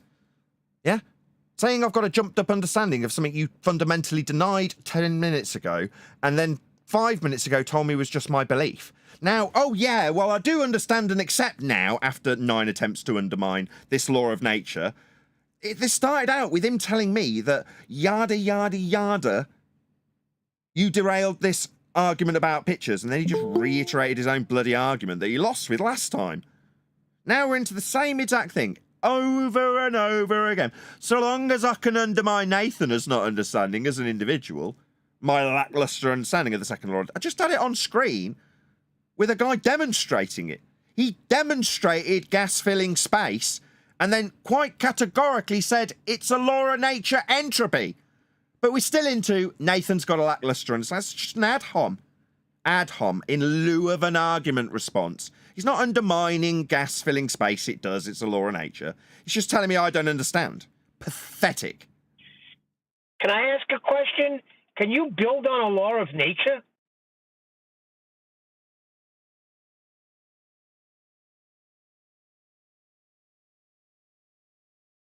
He's finally gone to work, if you're asking that question, Neil, to Nick or whatever his name was. He's left the call. Yeah, of course. About, what, an hour after he said he had 15 minutes, at the point of complete loss and 9 attempts to undermine the victory from me, he then says, oh, no, this is the point I've got to step out with obviously, oh, yeah, I was an extra 3/4 of an hour. Jedi. What's up, bro? How you doing, my friend? Yeah, good chocolate. Yeah, always good, man. Hope you're keeping well, brother. That was an interesting conversation with that guy. I had to keep muting him. Yeah. He wasn't responsive. I thought he had a fantastic point. Why would you trust anybody giving an accurate demonstration of the second law of thermodynamics when they give it you in black and white? It's got to be wrong. Second of law. I caught that too. Okay, let me do a couple of quick shout-outs. Jardo, QE joins. Live viewers dropped by 15. Mr. Personality. Jardo, how dare you? hey, I got a response. Did you read my response? Was it by Super Chat? No, it wasn't. Well, then Here's my response to Jardo. Well, if you're not paying for it. Can I get my response, please? Hold on. Super Potato, Super Chat, Super Computer. Excuse me. Uncle Ben. Shout out to Uncle Ben. Please jog this loser on. My ears are bleeding. Thank you for the Super Chat. Also, another shout out to Jardo. Is this going to be gunning for QE as well? We'll see. I'd rather listen to Brenda talking about shoes than this. And you got 3 likes. Thank you for the super chats. Go ahead, QE. Yeah. Can you read his previous super chat out before so we can have some QE continuity? joins. Live viewers dropped by 15. Mr. Personality. Jado, your sister never seems to mind. That was awful. That's not even a good... That's terrible. Jado said you weren't funny as well. With the setup and everything. I think he's one of us, right, Jado? So I think he's starting to push his luck a little. Test where or out close to the gap between the ribs he can poke. he's I like him. He's one of us already, Chocolate. So this is in the best of humour. I point out I've joined and we're back up to 92. What was the peak? Those are the drunkards from the bar you came from. Are we still live, aren't we? God, man, how easily we forget. One of a pair. Jado wants peace and harmony. Yeah, and good on him. More power to him. And I do respect his opinion when he gave it. It did resonate with me. Yes, you can't keep everyone happy all of the time, but knowing that some people are distinctly unhappy about something is always worth knowing. Yeah, but I'm sorry. If Brian came up with some nonsense, you'd be going after him too. It's not personal. Go ahead, Adam. Adam had something to say. He had a comeback, but you over-talked him. I was just saying. Want to pair popular, bring your own viewers, don't you? Yeah, fair enough. Did you hit that crayon muncher with the murderer's diary? I did. Can I just play the Entropy video again? I think I've still got it up. One of these bulbs, some bromine, and in the other, I have a vacuum. And if I open the tap between these two, you will see spontaneously the bromine rush from one to the other. Now that is the simplest change we can have, perhaps, because all that happens is a change in entropy. In this case, the expansion into a vacuum, nothing else is involved. There's no energy change, there's no temperature change, there's no change except entropy. Perfect. Thank you for sharing that, Chocolate. Good timing. I don't accept that. It's in black and white. Yeah, I figured I'd share it, being that being told laws of nature are our belief or something. That's very weird. So, I don't know. Apparently, he's never experienced a can of Coke. Like, seriously? It's a belief? Come on, man. You guys got to go better than that. No. Then he agreed. He agreed on it, though. But you have to understand that it's built upon. Can of Coke. He never did a research paper in high school either. So back to the murderer's diary. Yes. For the third time. Yes. All shout out to QE. That was a direct use of one of QE's examples. Perfectly timed by me. Therefore, I take all credit. I was going to say you went old school on. That was a long time ago, boy. It's not often. You're normally here when someone gets that wrong. Whereas I look down, you're not here. Well, someone's got to do it. Especially after you just told me off. You're like, oh wow, that wasn't a smart move. But he's got an MO. The guy wants to undermine what I've said just before his exit, before his departure. And at the point that wasn't going to happen, I'll just count him off every time he attempts to do it. Eventually, after an hour, he was like, all right, I'm never going to get this undermining in and then move on, so that the perceived conclusion is that didn't really matter that much, though.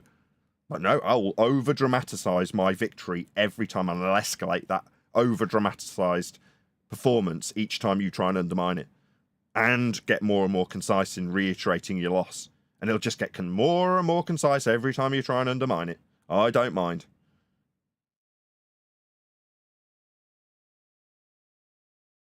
Hey, Brian, you finally get in here after 20 minutes. Were you trying to get in? It's like I wasn't allowed in, QE. Oh, here we go. Martyr time. Well, I'm just stating the facts. Yes, that is true. I was a bit distracted.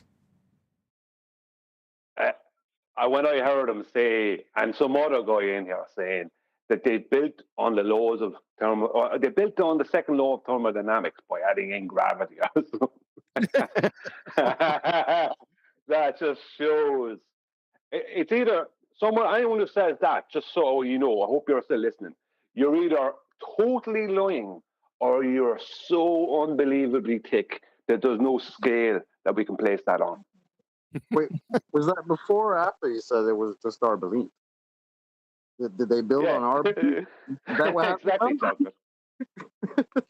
Wow. That's a good point, Chocolate.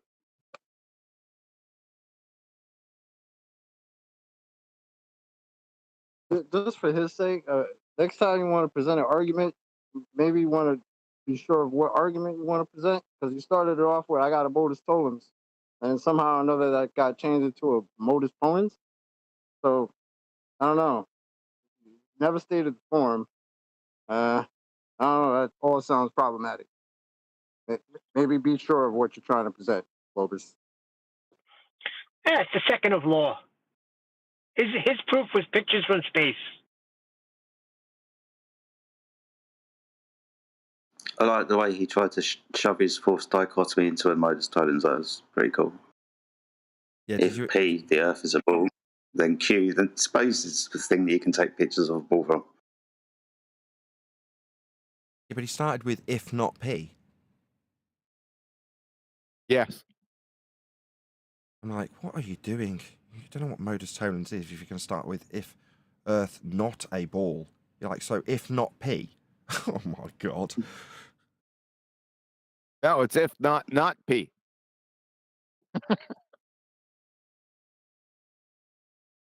What's funny is that someone like this guy, Nick, comes along, and when he's shown to be wrong, there's no acceptance that you're wrong. He doesn't understand the difference between a reference and a citation. He doesn't understand the very thing he's claiming is just Nathan's belief, as Chocolate just pointed out, right? Suddenly became something that was built upon by adding in gravity. And no matter what he's told, he still has this belief in his belief. This is the problem. He believes that he's smart and that we don't know what we're talking about. Because obviously, someone tells these people when they're growing up that you're really clever and gives them a pat on the head. Someone is telling them that when they're kids. So now that when they become, 24 or whatever, 30 years of age, they still think that they are, when they never were. The people telling them that were just making them feel good when they're younger. You were never smart. You never knew what was going on. They were lying to you.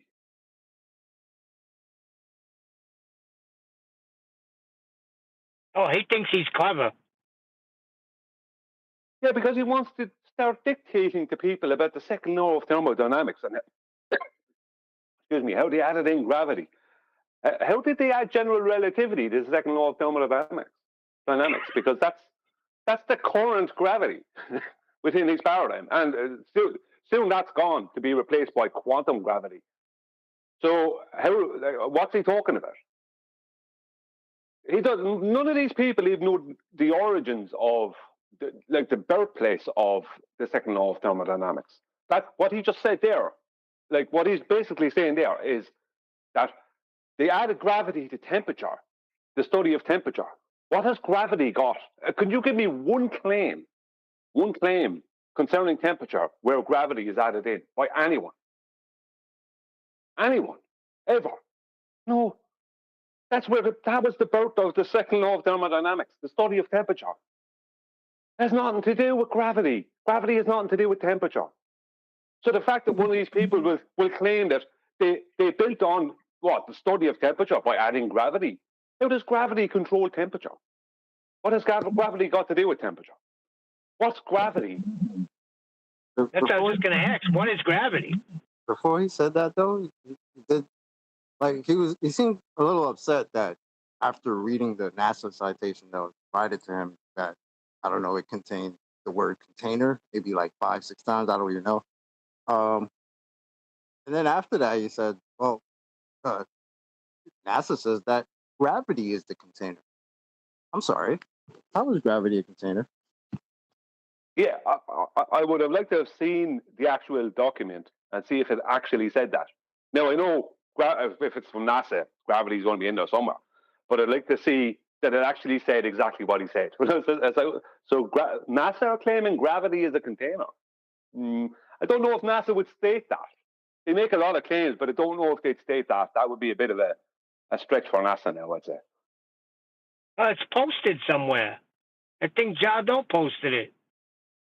He thought he had a win. What's true? Okay, what's the percentage chance that he actually verbatim quoted what he was reading out of that reference?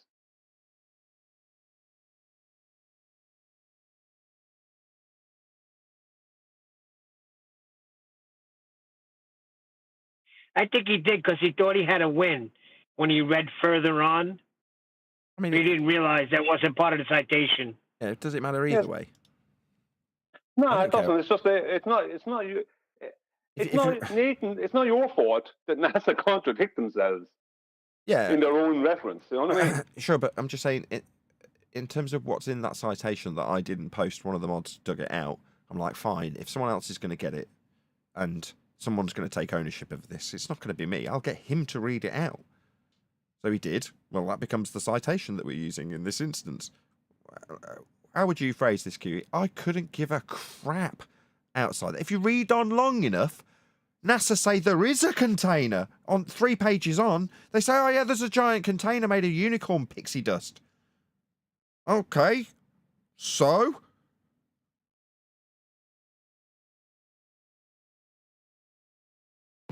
Maybe he was trying to be helpful in pointing out the contradiction from this place called NASA that says that you require a container for gas pressure, but also shows you that there is no container for the gas pressure that we have.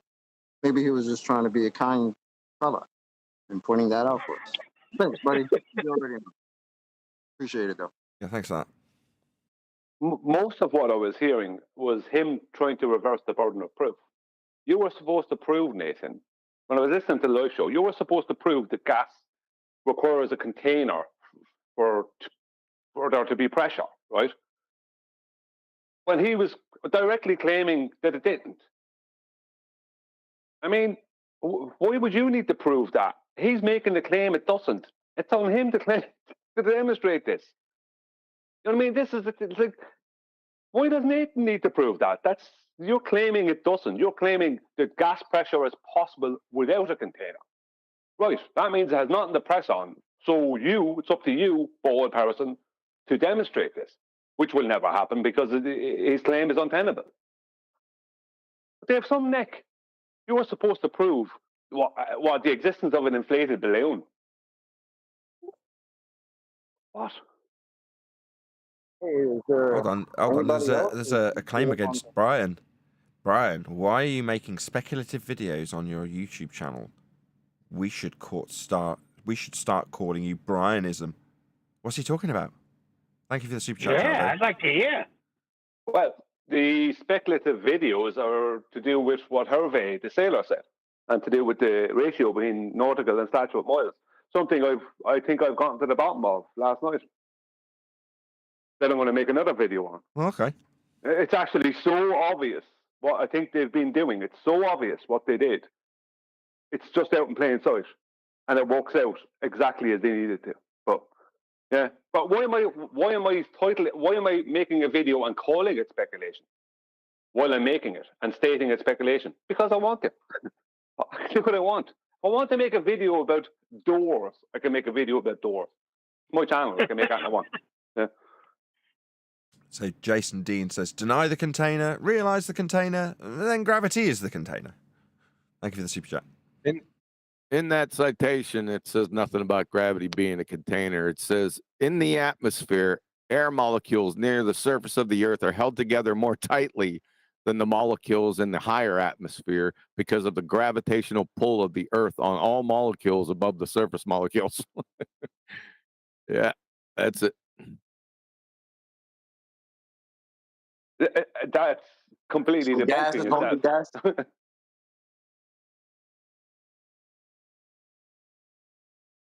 Yeah, it's debunking itself. How did the molecules get up above the other molecules that are down? You know what I mean? You have people. Come on, sorry. No, I was going to say, has NASA ever heard of the water cycle? What does it rain where NASA is? Yeah. No, rain is gas. Rain is gas coming down from the clouds, which are basically the gas factories. Rain is gas.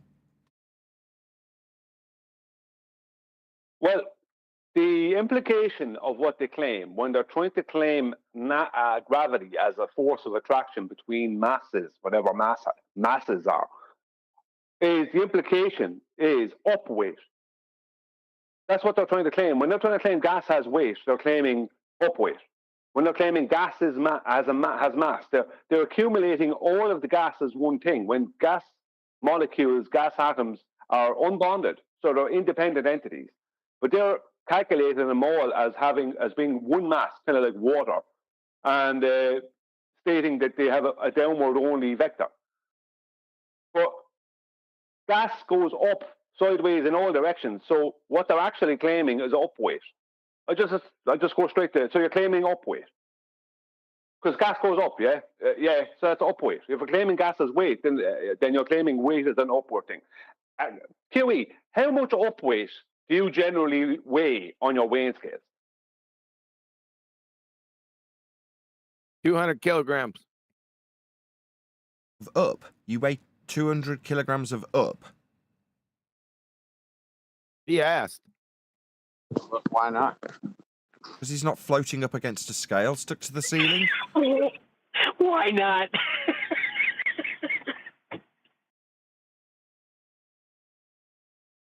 But that is the basis of their claim. When they claim that a force of gravity is giving weight to air and gases, they're claiming up weight.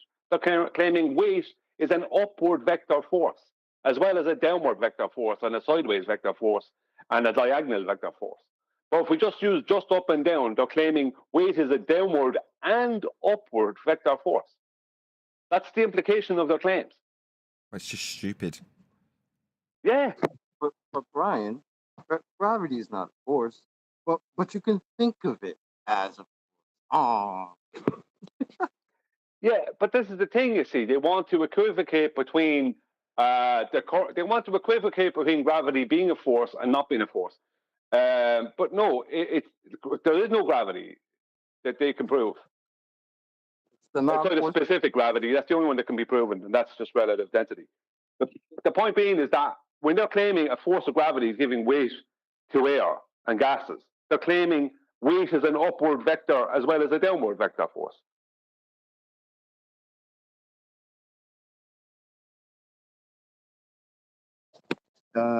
Anybody in Discord believes that we live on the outside of a ball spinning around in a vacuum? Anyone want to tell us all about it? Yeah, all that hit him weight. Sorry.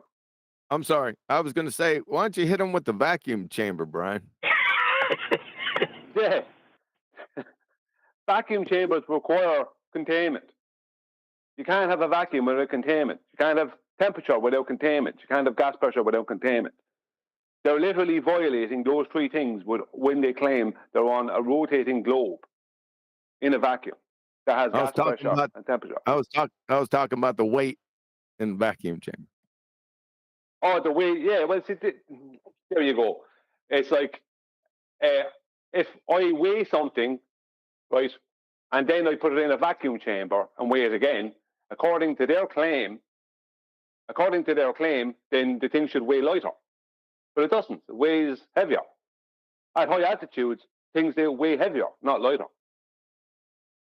So if we're removing the air that they're claiming has weight, then the object has to weigh lighter within that claim.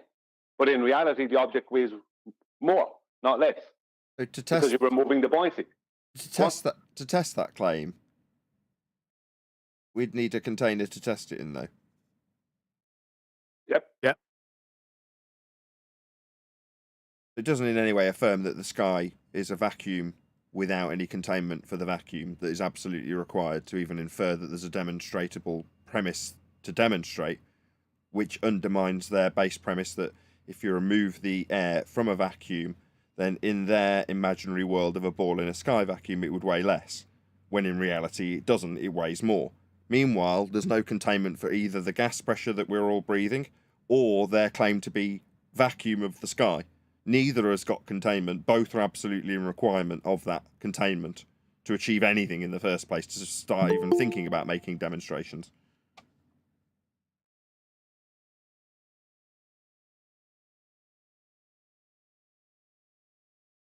Any more from Discord? Any more? Well, if anyone wants to claim up weight, again, like the last guy, Nick, and everyone else.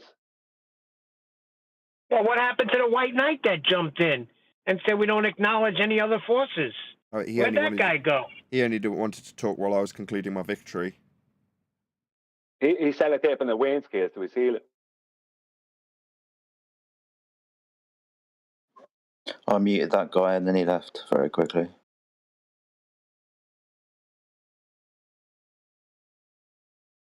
You say you unmuted him and then he ran away? Yeah, the White Knight guy came in. I stopped him from White Knight and he left. Yeah. He only wanted the White Knight at the point that I got that video that Chocolate shared up on screen with him talking through it. It being the conclusion. Sorry. Now you got the mathematics professor in here, I see. I don't know how many times does he want to say, yeah, you got a 90 degree, there's 90 degrees, there's a 90-degree angle. Yeah, there's no right angle triangles in celestial navigation. All right, but there aren't any. Well, I would say you don't need any. That's the way I put it. Yeah, you said, yes, there is 90 degree. About 6 times. So if you do celestial... Just everyone else, just Matthew and QE, please. Thank you. Go ahead. Well, maybe I can explain what I meant by that. If you do celestial navigation, you just need the zenith distance multiplied by 60 nautical miles. So those are the two things you need: zenith distance and 60. Technically, you don't need right triangles or the horizon or right angles to do that.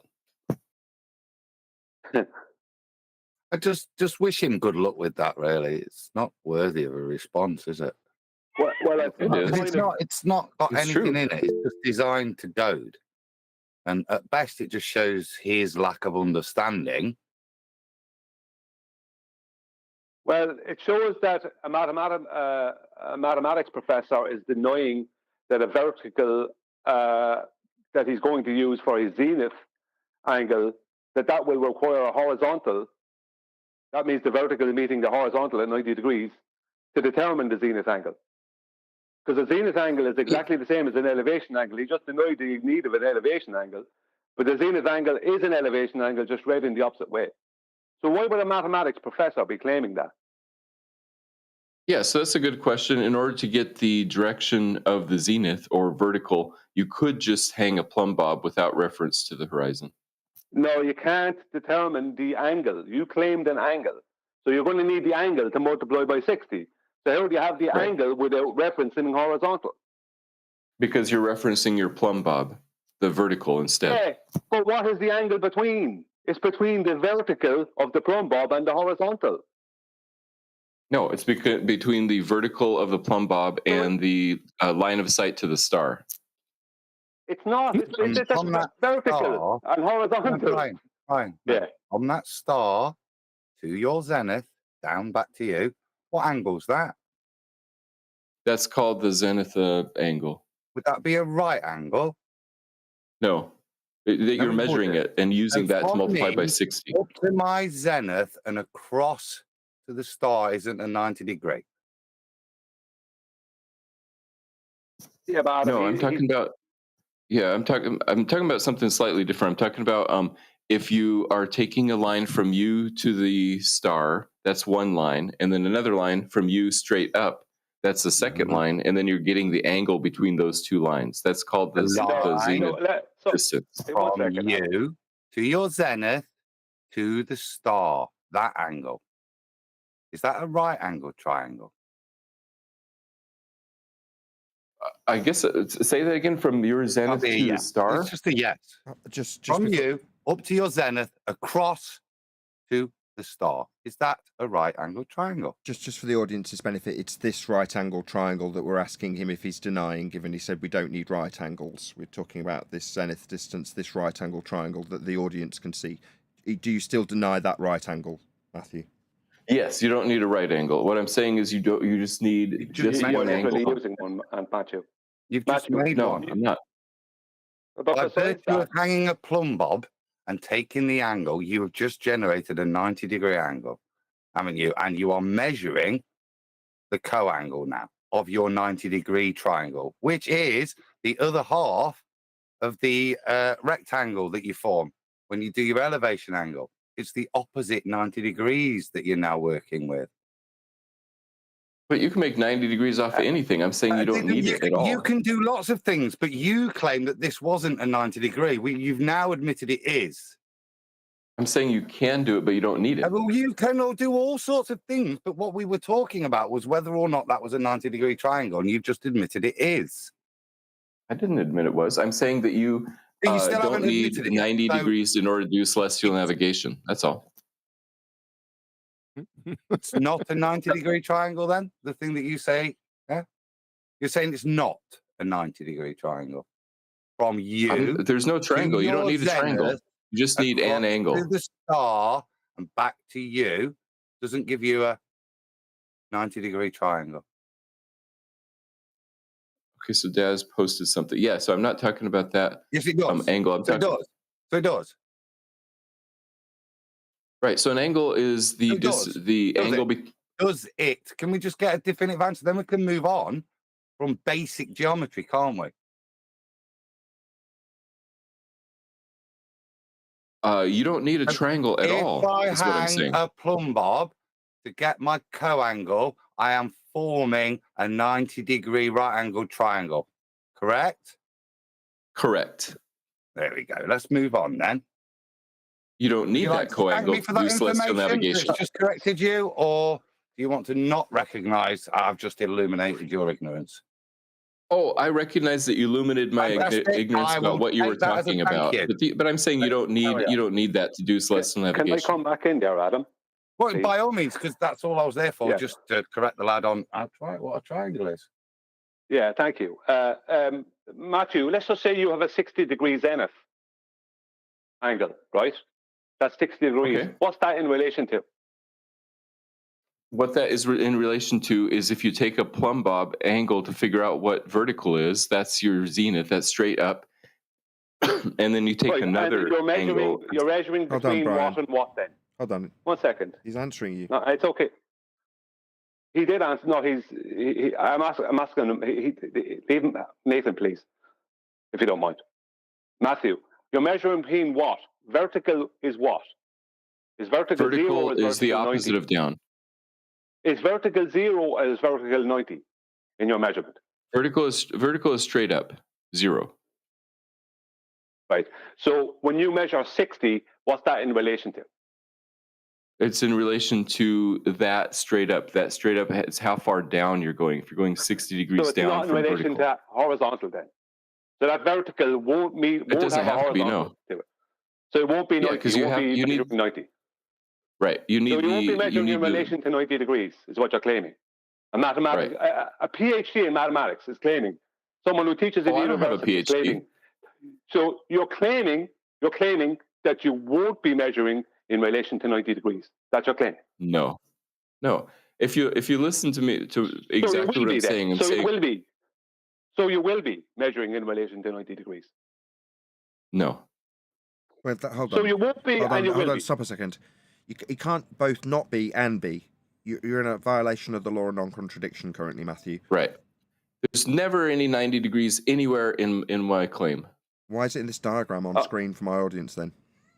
Because it's somebody else's diagram. Well, it's from a navigation handbook. Yeah, that's one way to do it. My claim is that you Right, don't one need way to do 90 it. Sorry, degrees. stop. You said it wasn't needed. One way to do it and not needed are very different things. But the navigation book. Sorry, stop. The navigation book specifically describes the acquisition of the ground distance parallel with this zenith distance in the co-altitude angle. It's got to translate to something, and it's a distance on the ground. That was what Brian was getting to, right? That means you absolutely unequivocally require 90. It's on this diagram along the ground, with 90 meeting the zenith point of the star or sun that you're measuring. 90 is unequivocally required. It's on all the diagrams. I've had about 15 diagrams go up so far while you've been denying it, just so you know. You're right. That's the standard way of doing it. Sorry, And stop. most- Everyone stop. It is a standard way of... So you, Matthew, you're annoying me. You're telling me it's not needed, it's not done like that, you don't need 90s. Now, contradicting that is you saying it's a standard way of doing it with 90. Yes, Matthew. Yeah, Earth's measured flat because we're talking about 90 degrees to the zenith position of the stars, 90 degrees to your position, with that line with a 90 along it being the distance measurement that you're going to convert to the ground. It's unequivocally a flat Earth measurement because that co-altitude's going to convert to ground distance, isn't it, Matthew? 90 below the star, correct? Yes. The standard way of doing it requires... Stop. Don't need you to summarise this, thank you. You were denying it needed 90 2 minutes ago. Now I don't need your belligerence. I'll make the summary of you, you disingenuous lying scumbag who told us it didn't need 90. And it's now chanting through me. Yeah, you're not going to get to be belligerent. You're the student telling us that you don't need 90. How dare you deceive my audience, Matthew? I'm not deceiving them. Shut up. That means stop talking. You have just told an audience that it does not need 90. Now you've just told them it's the standard way of doing it on the non-standard way Excuse doesn't me, can need the 90. moderators stop Matthew's belligerence? Because he seems to think, like the other chanting zealot, that feels that as I summarise and conclude, the standard way of doing it, end quote. Contrary to his lying zealot scumbag ways of telling us we don't need 90, because they prove Earth's measured flat. That ground distance has 90 on the end of it, like in this diagram. Right? He's denying it because it's a flat Earth measurement. And his zealotry leads him to believe that he can belligerently interrupt the conclusion that he had to fundamentally deny and then admit it's the standard way of doing it. You're here to deceive people, Matthew. Utter scum. You can't simultaneously tell us we don't need them, and then when we ask you about the actual method that's got 90 involved and a diagram with 90, with multiple diagrams of the process going past for a live audience, you have to admit at the end of that lie that it's the standard way of doing it. That's not your cue to summarise. How dare you? You're just here to lie to people. You know it's the standard way of doing it. You know it uses 90. But you're here to deny that, are you? How dare you? You should be disgusted with yourself. Before you unmute him, Nathan, I'd just like to explain. I haven't got control. I'm not. It's not my server. I'm a guest here. Okay, I appreciate that, but I'd just like to point out how he's trying to deceive people. What he's trying to do here is pretend that if you don't write the 90 down, you can just move forward with the angle that you've measured. You could, couldn't you? But of course, you wouldn't be able to work anything out because to work it out, it's a y-angle. So we need to know one of the other angles, don't we? Because that's what we're doing here in celestial navigation. We're obtaining a side length from two angles, something you can't do in trigonometry. So whilst you may not have to write it down, you will assume it, and it will be fundamental to you building that triangle to apply the angle that you've measured to have any relevance. Because if the top angle is at 90, how do you know what the others are going to be? You don't. So I would concede, Matthew, in your smart arse, low intellect trolling, that you maybe don't have to write it down, but you do have to know it's there and use that 90 degrees to make the rest of your calculation, don't you?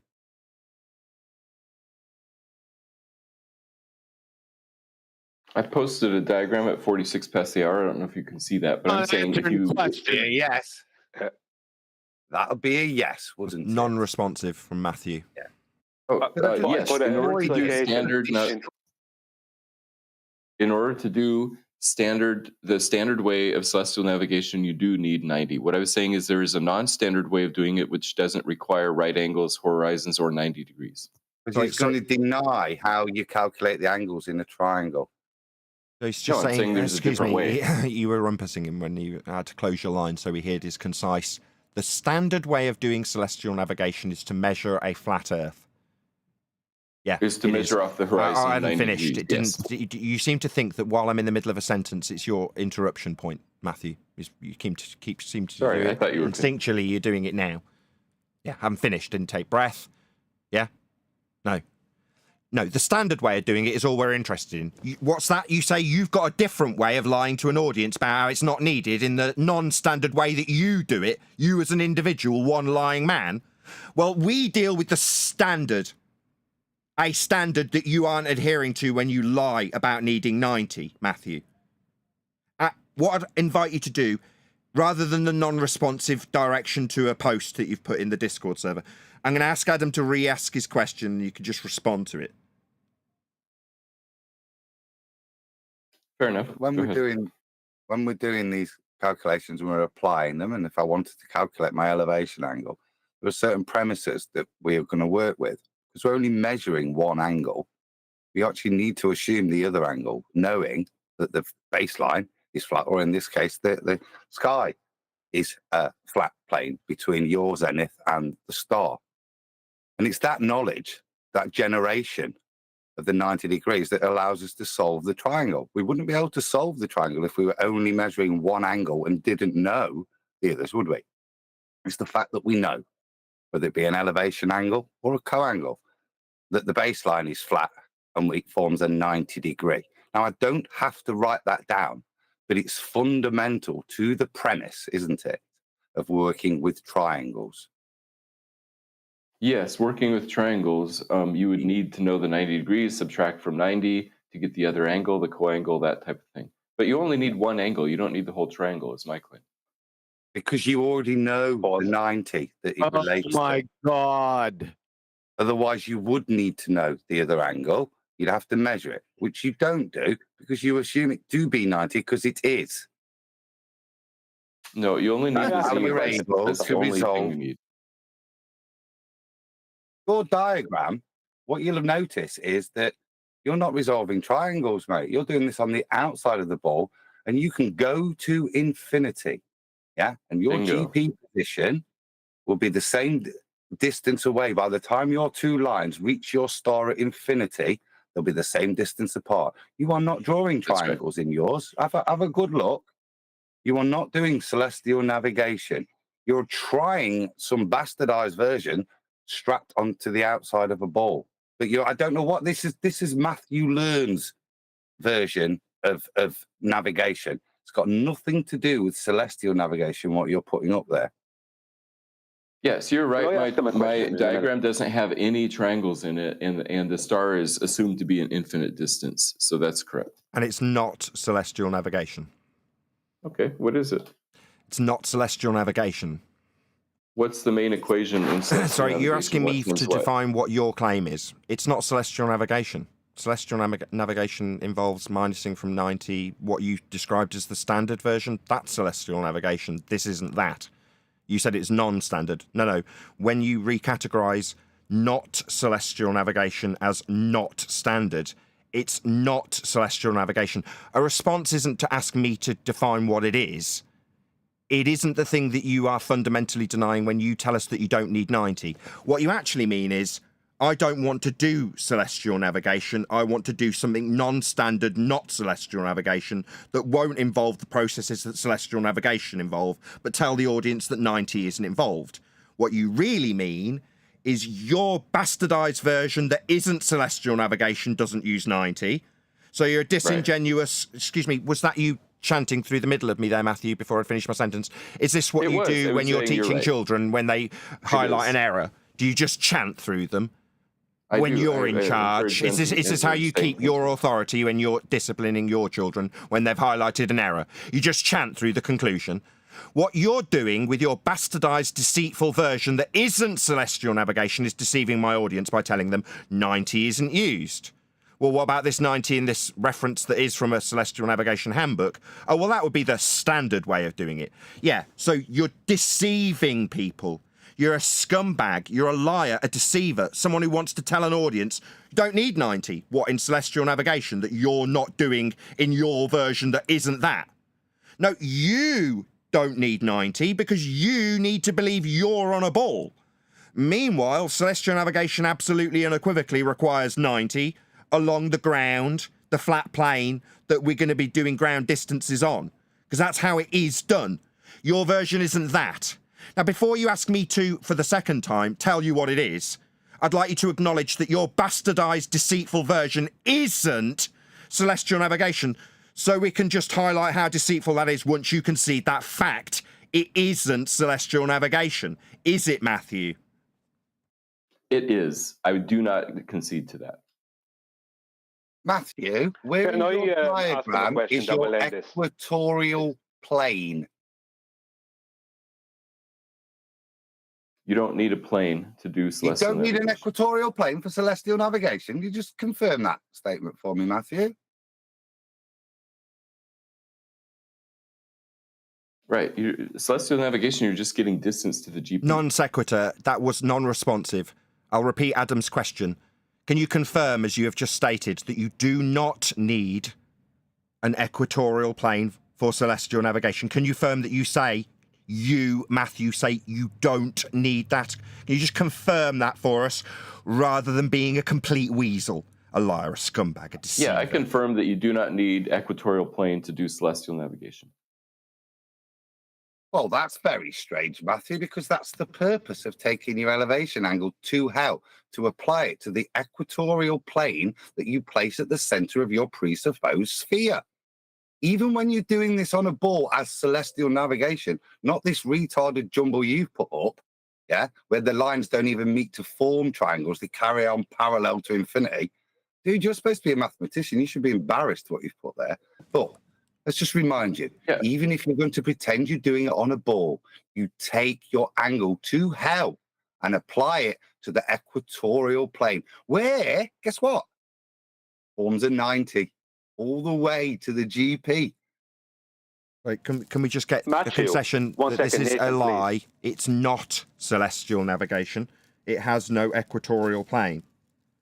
So it's not celestial navigation. Third time's a charm. It is celestial navigation. You're getting the distance to the GP. That's all you need. 1 second, That Nathan. is not celestial Matthew. navigation. Hold on, Brian, just let Adam go.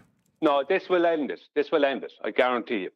Matthew, if you measure more than 90 degrees from your plumb bob, is that a vertical or zenith angle?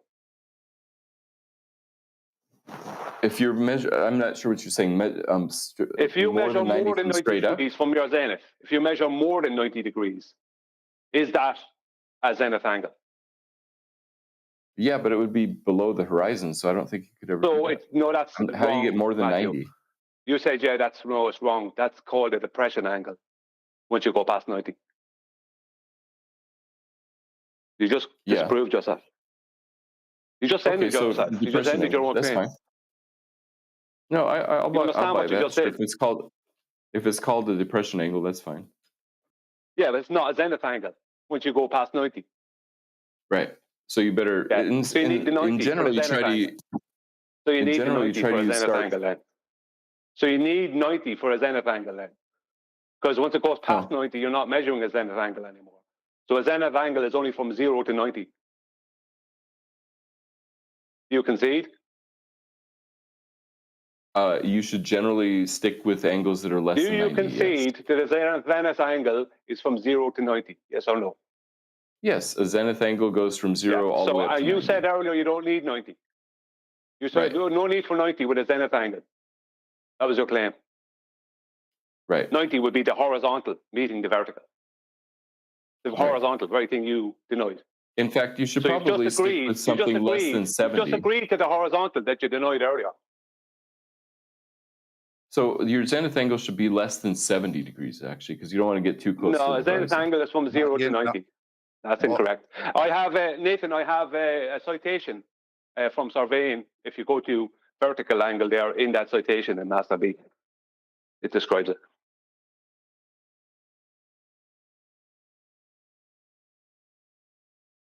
I think Matthew's finished, really. You know. But he just agreed to a zenith angle needing a 90. Then he tried to change it to 70. He tried to say then first that the zenith angle, I think if I remember right, could be more than 90. Like, nah. This guy's supposed to be a mathematician. Yeah, I'm a pretty good mathematician. Who's paying you to teach their children, Matthew? Right. Yeah, right, exactly. Who's paying you to teach their children? Because if you're teaching my child and I heard this, I'd tell you something for nothing. I'd have you in court. Ooh, yeah, we should take this to court and see who wins. Oh, you wouldn't. If you were purporting the crap that you're showing as celestial navigation, you'd lose instantly. Yeah, I would win instantly. If you want to go there, Matthew, you're claiming a zenith angle is what? Less than 90? You don't need a horizontal? You're claiming celestial navigation, times don't use a horizontal? Equals distance. You'd lose immediately in court. If you want to go there, we'll go there. Get rocking on that, buddy. Distance times 60 nautical miles equals the distance to the GP of the star. Just one sec, guys. Sorry. Just got a quick question. You want to add some more stuff to that? I want a question about your diagram that you posted. I want you to specify why, when you keep parroting that, you think that is the summation of celestial navigation. Because it is. Okay, there you go. So there's another one, audience. So the summation, the only bit of celestial navigation is 60 nautical miles times your co-angle. That's it. That's all celestial navigation is, guys. That's from Matthew Learns. The guy that's showing you celestial navigation. It's not celestial navigation. It's his version of it, tried to be strapped onto the outside of a ball. Not how celestial navigation is done. As we mentioned earlier, even if you're going to pretend you do it on a ball, you still take it to the center of the ball, to a flat equatorial plane, and then reproject it back out onto this nonsense. Not what Matthew's drawn here, which is just deception. Look at his lines. Look at his angle to his star from where his viewing position is, and look at the GP position to the star. Look at those two lines. They're parallel. How does that form a triangle in Matthew's world? It doesn't. They're parallel. It doesn't make a triangle. You're absolutely correct. When do the two lines meet at the same point so you to get your fix? Where are they meeting? The two red lines never meet. They never meet. Brilliant. Aren't we supposed to be establishing positions and distances on the ground? Yeah, we are. Distances, right? Just distances. Okay. So Matthew doesn't even. Sorry, I just want to ask him a quick question. So, are nautical miles curved? Yes. The distance to the GP is a curved arc of a circle. You got a citation for that? What a dope. Yes, celestial navigation is on a ball, and so the distance is this a citation? Sorry, is this a citation? It's just an assumption. Did you hear me ask for a citation or an assumption? Is this another one of those? Excuse me, I haven't finished talking. It was rhetorical. For the audience's benefit, that was Matthew being deceitful. He heard citation and then gave an assumption. Well, that's not what I asked for, is it? So do you want to just try that again? Right, I don't have a citation for that. It's an assumption. Whoa. Have you got no shame? You've certainly got no standards, have you? Absolutely Sounds none. like you conceded. Yeah, but you guys are drawing triangles, and it just doesn't work with triangles. Sorry, it doesn't lie again. Sorry, does it not work with triangles, or are triangles the standard way of doing it, you deceitful shit? So you're multiplying an angle by... Sorry, it's we're going to get a non-responsive answer. Sorry, let's just try that again for the guy non-responsive to my question. Is it the standard way, or do we not need them? You do not need triangles to do so it's not navigation. So therefore by conclusion it's not the standard way of doing it then. Don't need them, not the standard way. You're not using triangles, you're not doing any trigonometry. I didn't say trigonometry. We didn't say Sorry, now he's got a straw man us. Sorry, is this trigonometry we're debating about? Guys, I'm a bit confused. I thought we were debating celestial navigation. Am I confused or something? Or has Matthew just decided to shift the goalposts? Yeah, somebody trying to confuse us because he thinks we're as stupid as him. But no, Matthew.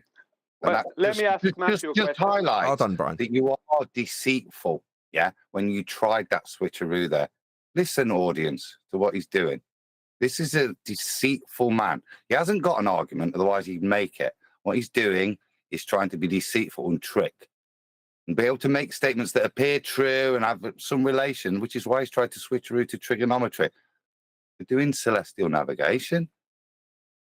You're a deceiver and a disgracer. Exactly, Adam. He's trying to switch to a straw man that we never claim and is not claimed in celestial navigation. But I'm going to end his claim that they don't use triangles in celestial navigation now. Matthew, is an elevation angle a right angle triangle? An elevation angle is an angle. It's one angle. Is it an elevation angle 30, a right angle 70. triangle? It's a yes or no. I don't need your opinion. I need a yes or a no. Is an elevation angle a no. right angle triangle? Sorry? Yeah, an elevation angle is not a triangle. No. Right. So, okay, 1 second. Okay. So you're not measuring a vertical angular height. So the opposite of a triangle is not being measured. That vertical is not being measured. Right. You're not measuring any distance. So you're not measuring a vertical then. It's not a vertical angle. So an elevation angle is not a measurement of a vertical angle. Or sorry, a vertical angle or height.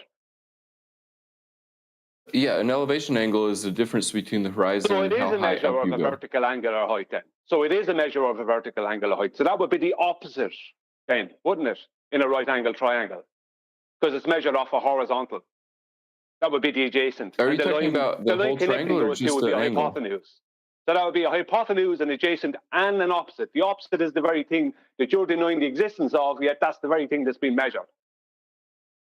No, you're measuring an angle, not a distance. You're measuring the opposite, the length of the opposite is with a an distance. elevation angle. You're measuring, it's an elevation, Matthew, above a horizontal plane. Elevation, that's up, vertical. Right. Yeah, so you're measuring elevation. That would be a vertical angular measurement. You're literally measuring the opposite of a right angle triangle. The opposite, the very thing you're denying. That's what's literally being measured. So if the star is 40 degrees above the horizon, that means its elevation angle is 40 degrees. A 40 degrees. It's a vertical angular measurement of 40 degrees. What do you mean vertical? It's just Are you claiming there's a curved line being measured, or are we measuring straight up? Is that measurement? No, we're measuring just up? angles. Are we measuring straight up from the horizon? No, it's only 40 degrees. Are we measuring straight up from the horizontal? Are we measuring straight up? If the star is 40 degrees, then it's not straight up. Are we measuring straight up from the horizontal? No. We're not measuring straight up. So elevation is not a vertical measurement there. I don't know what you mean by vertical measurement. We're just measuring elevation. triangles. You just claimed that elevation is not a vertical measurement. That's what you just said. When I said, are we measuring straight up, you said no. Yeah, straight above you is I straight said, up. are we measuring straight up from the horizontal? And you said no. That means you're denying that you're measuring an elevation. The opposite. He's turned it into your zenith. He said straight up is above you. So it's not. No, we're doing a measure. We're not. You can't measure straight up above you. Matthew, you can't measure directly above your head. You can't do that. That's not possible with an angle. There is no angle directly above your head. It's the angle to the I guess I'm confused. Yeah, I'll explain I'd say it for you you. Let me just explain it for He's Matthew. not confused, Nathan. Hold on. He's I've got an audience. I've got an audience, Brian. Yeah, okay. So we've got an object that we're measuring the angle to, and Brian's asking, as on screen for my audience, the line labelled Y is the elevation with respect to the vertical. Now, that's what he's trying to get from Matthew in concession. Because he's saying, no, straight up's just above you. I mean, it's not even in this diagram that's of elevation angle formula. But that's what he's saying, an unmarked line in the definition. But Brian's asking about this line, from object to the horizontal line, Y, with respect to the angle. That's a elevation, the height above the surface. Elevation, that's what elevation is, height. Can somebody grab Sorry to interrupt you, Brian and Nathan. And Nathan, I know you just took that from Master B. He denied an elevation was a right-angled triangle. If you guys in the I'll grab server it for you, can give QE. Master B, yeah, can you post them to Matthew? And Nathan, can you run through some of those screenshots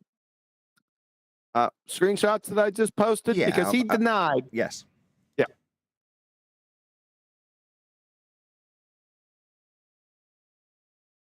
Yeah, just for the audience, while while Matthew's having those sent to him, we'll just remind ourselves of the base premise that Matthew's fighting for here, that 90 is not required when we deal with elevation angles with respect to an Earth that's flat, that's being used as part of this measurement. The flat bit is the elevation bit. It's with respect to the flat ground, because it's a 90 degree that he's denying. So his main purpose, for the summary of the audience's benefit, is that 90 is not needed. Now, also for the audience, my audience's benefit, lots of 90-degree triangles describing elevation angle measurement, because that's what it is. Obviously, that doesn't work if you're on a globe, so Matthew's got to deceit and swindle and turn, I don't know, celestial navigation into trig. Things like that. You know, being a deceitful man. That's what he's got to do. Deny the 90. Because his version that he says is celestial navigation, it's not the standard celestial navigation. It is still celestial navigation, it's just not standard. The ones that use 90 are standard, but you don't need 90 because you can do it in a non-standard way. Therefore, you don't need 90 in celestial navigation when you do it in a non-standard way that doesn't use 90, because his shyster replacement that does use 90 doesn't use 90 if his shyster replacement is accepted as being celestial navigation when he lies and deceives my audience. Meanwhile, this elevation angle on screen for my audience, and this one, and this one, and this one, and this one, and this one, and this one, and this one, they've all got 90. He's saying they don't need that 90. Okay, we're all clear what deceivery is. Let's carry on, I guess. Okay, I see the diagram now. Brian, could you ask your question reference? I see the one that says angle of elevation formulas that has kind of like the orange angle in the bottom left and the object in the top right. Could you re-ask your question based on, referring to that diagram? Can I, referring to what I'm not looking at it, I'll re-ask my question. Are you claiming that an elevation angle is not a vertical angular measurement above a horizontal plane? I'm saying an elevation angle is the difference between horizontal straight out and then like 40 degrees up to the star. So it's how high above horizontal you are. I ask you it again. It's a very straightforward yes or no. Are you claiming that an elevation angle is not a vertical angular measurement above a horizontal plane? Yes I don't or no? know what you mean by question. vertical angle. Vertical angular measurement. Are you claiming it's not a vertical angular measurement? Are you claiming we're not? No, I'm saying I don't know what you mean by vertical angle. Above a horizontal plane. Are you claiming we're not measuring a vertical height above a horizontal plane with the elevation angle? A vertical height or a vertical angle? So what do you mean by those? Are you claiming we're measuring a vertical angle? Are you claiming we're measuring a vertical height above a horizontal? Are you claiming we're not measuring a vertical height above a horizontal plane with the elevation angle? Right, elevation angle is an angle, not a height. Elevation. I didn't ask you whether the angle was. Hang on, Nathan. It's okay. Hang on, Nathan. It's just said elevation isn't height. I didn't. Hang on. Well, I just need to confirm what he said, please. So, elevation isn't height. Okay. Elevation is height. Elevation angle is not. And I never have to go off. You have to point on to his red herring, Nathan. 1 second. I didn't ask you whether the angle. I didn't ask you whether the angle was anything. I asked you with the angle when we're using the elevation angle. I'm asking you, are you claiming that we're not measuring a vertical height, a vertical angular height above a horizontal plane? Are you claiming we're not measuring a vertical angular height above a horizontal plane with an elevation angle? It's yes or no, You keep mixing up angle, or you keep mixing up angle and elevation. I'm not mixing anything up. I'm confused about what you're asking. I'm not mixing anything up. It's a straight question. Are you claiming that we're not measuring a vertical angular height with an elevation angle above a horizontal plane? No. We are measuring, that's what an elevation angle is the vertical angular height, the angular height, not the actual elevation, the angular elevation to the star, like 40 degrees above the horizon. With respect to a horizontal plane. That's correct. With respect to the horizontal plane of where you are. They are measuring the opposite. Brian, so we're measuring this angle with respect to a horizontal plane of reference. Yes. Earth is flat. No. No, Nathan, don't. Hang on, Nathan. Yeah, don't leave him off with that. He's after just conceding to the very thing he was denying earlier on. He claimed the elevation angles are not right-angle triangles. Now he's after just conceding that we are measuring a vertical angle or height with the elevation angle above a horizontal plane. He's after just conceding to that. The very thing he denied was happening. That is the opposite, Matthew. That's the opposite of a right-angle triangle that has been measured there. I'm saying there's two ways to do it. You don't need to do I don't this way. care You what could do it the your other way way. is. Nobody cares about what you have to say. You've just agreed to the very thing you denied earlier. I've just shown that you don't know what you're talking about. Yeah, Or these you're are just opposite playing ways of dishonest. doing it. So you've agreed to that vertical angular measurement above a horizontal plane. That means you agree that that is the opposite of a right angle triangle. Yeah, that's the standard way of doing it.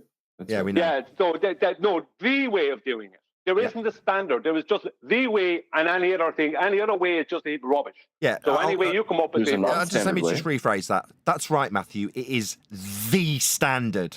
The standard is to use 90s along a flat Earth, the baseline, for the ground position and the ground distance along the ground with 90 at the base of the star, with 90 up to the 90 that you'll need for the co-angle, the co-altitude, the zenith distance. It's all in a box with 90s on a flat Earth.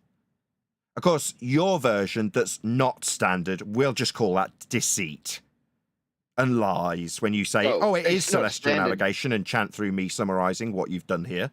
Because it isn't the standard, is it? What you're doing's not the standard, is it, Matthew?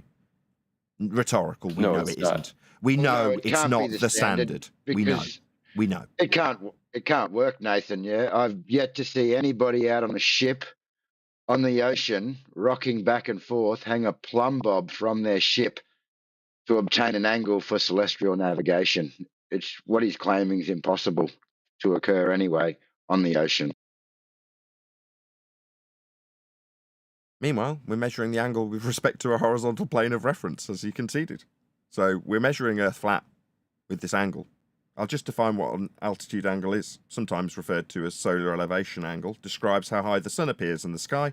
The angle is measured between an imaginary line between the observer and the sun, and the horizontal plane the observer is standing on. Sustainable by design. The other one. When he pulls out a sextant, does a plumb bob drop out of the case with it? Is it dangling below it? No, it's just it's here to lie about 90s not being used with his deceitful version that's definitely not the standard. The standard needs 90s along a flat Earth. Yeah? I mean, let's just define elevation angle from education.psu.edu. The solar altitude measures the angle between the central ray from the sun and a horizontal plane contacting the observer. So we're going to need a horizontal plane contacting the observer to measure this angle, because that's what it is, like on screen now on this diagram. Just for clarity, for the audience's benefit, now we've had a few definitions and we're all clear what we're doing in the standard. That would be celestial navigation, not what these numpty liars who come here and tell you you're on a globe lie, and they tell you that you're not doing trig. Trig? Where did that straw man come from? Oh, a deceiver. Yeah, Matthew's a scumbag. He's a liar. He'll change the goalposts whenever it's needed when we're discussing celestial navigation. Not the standard.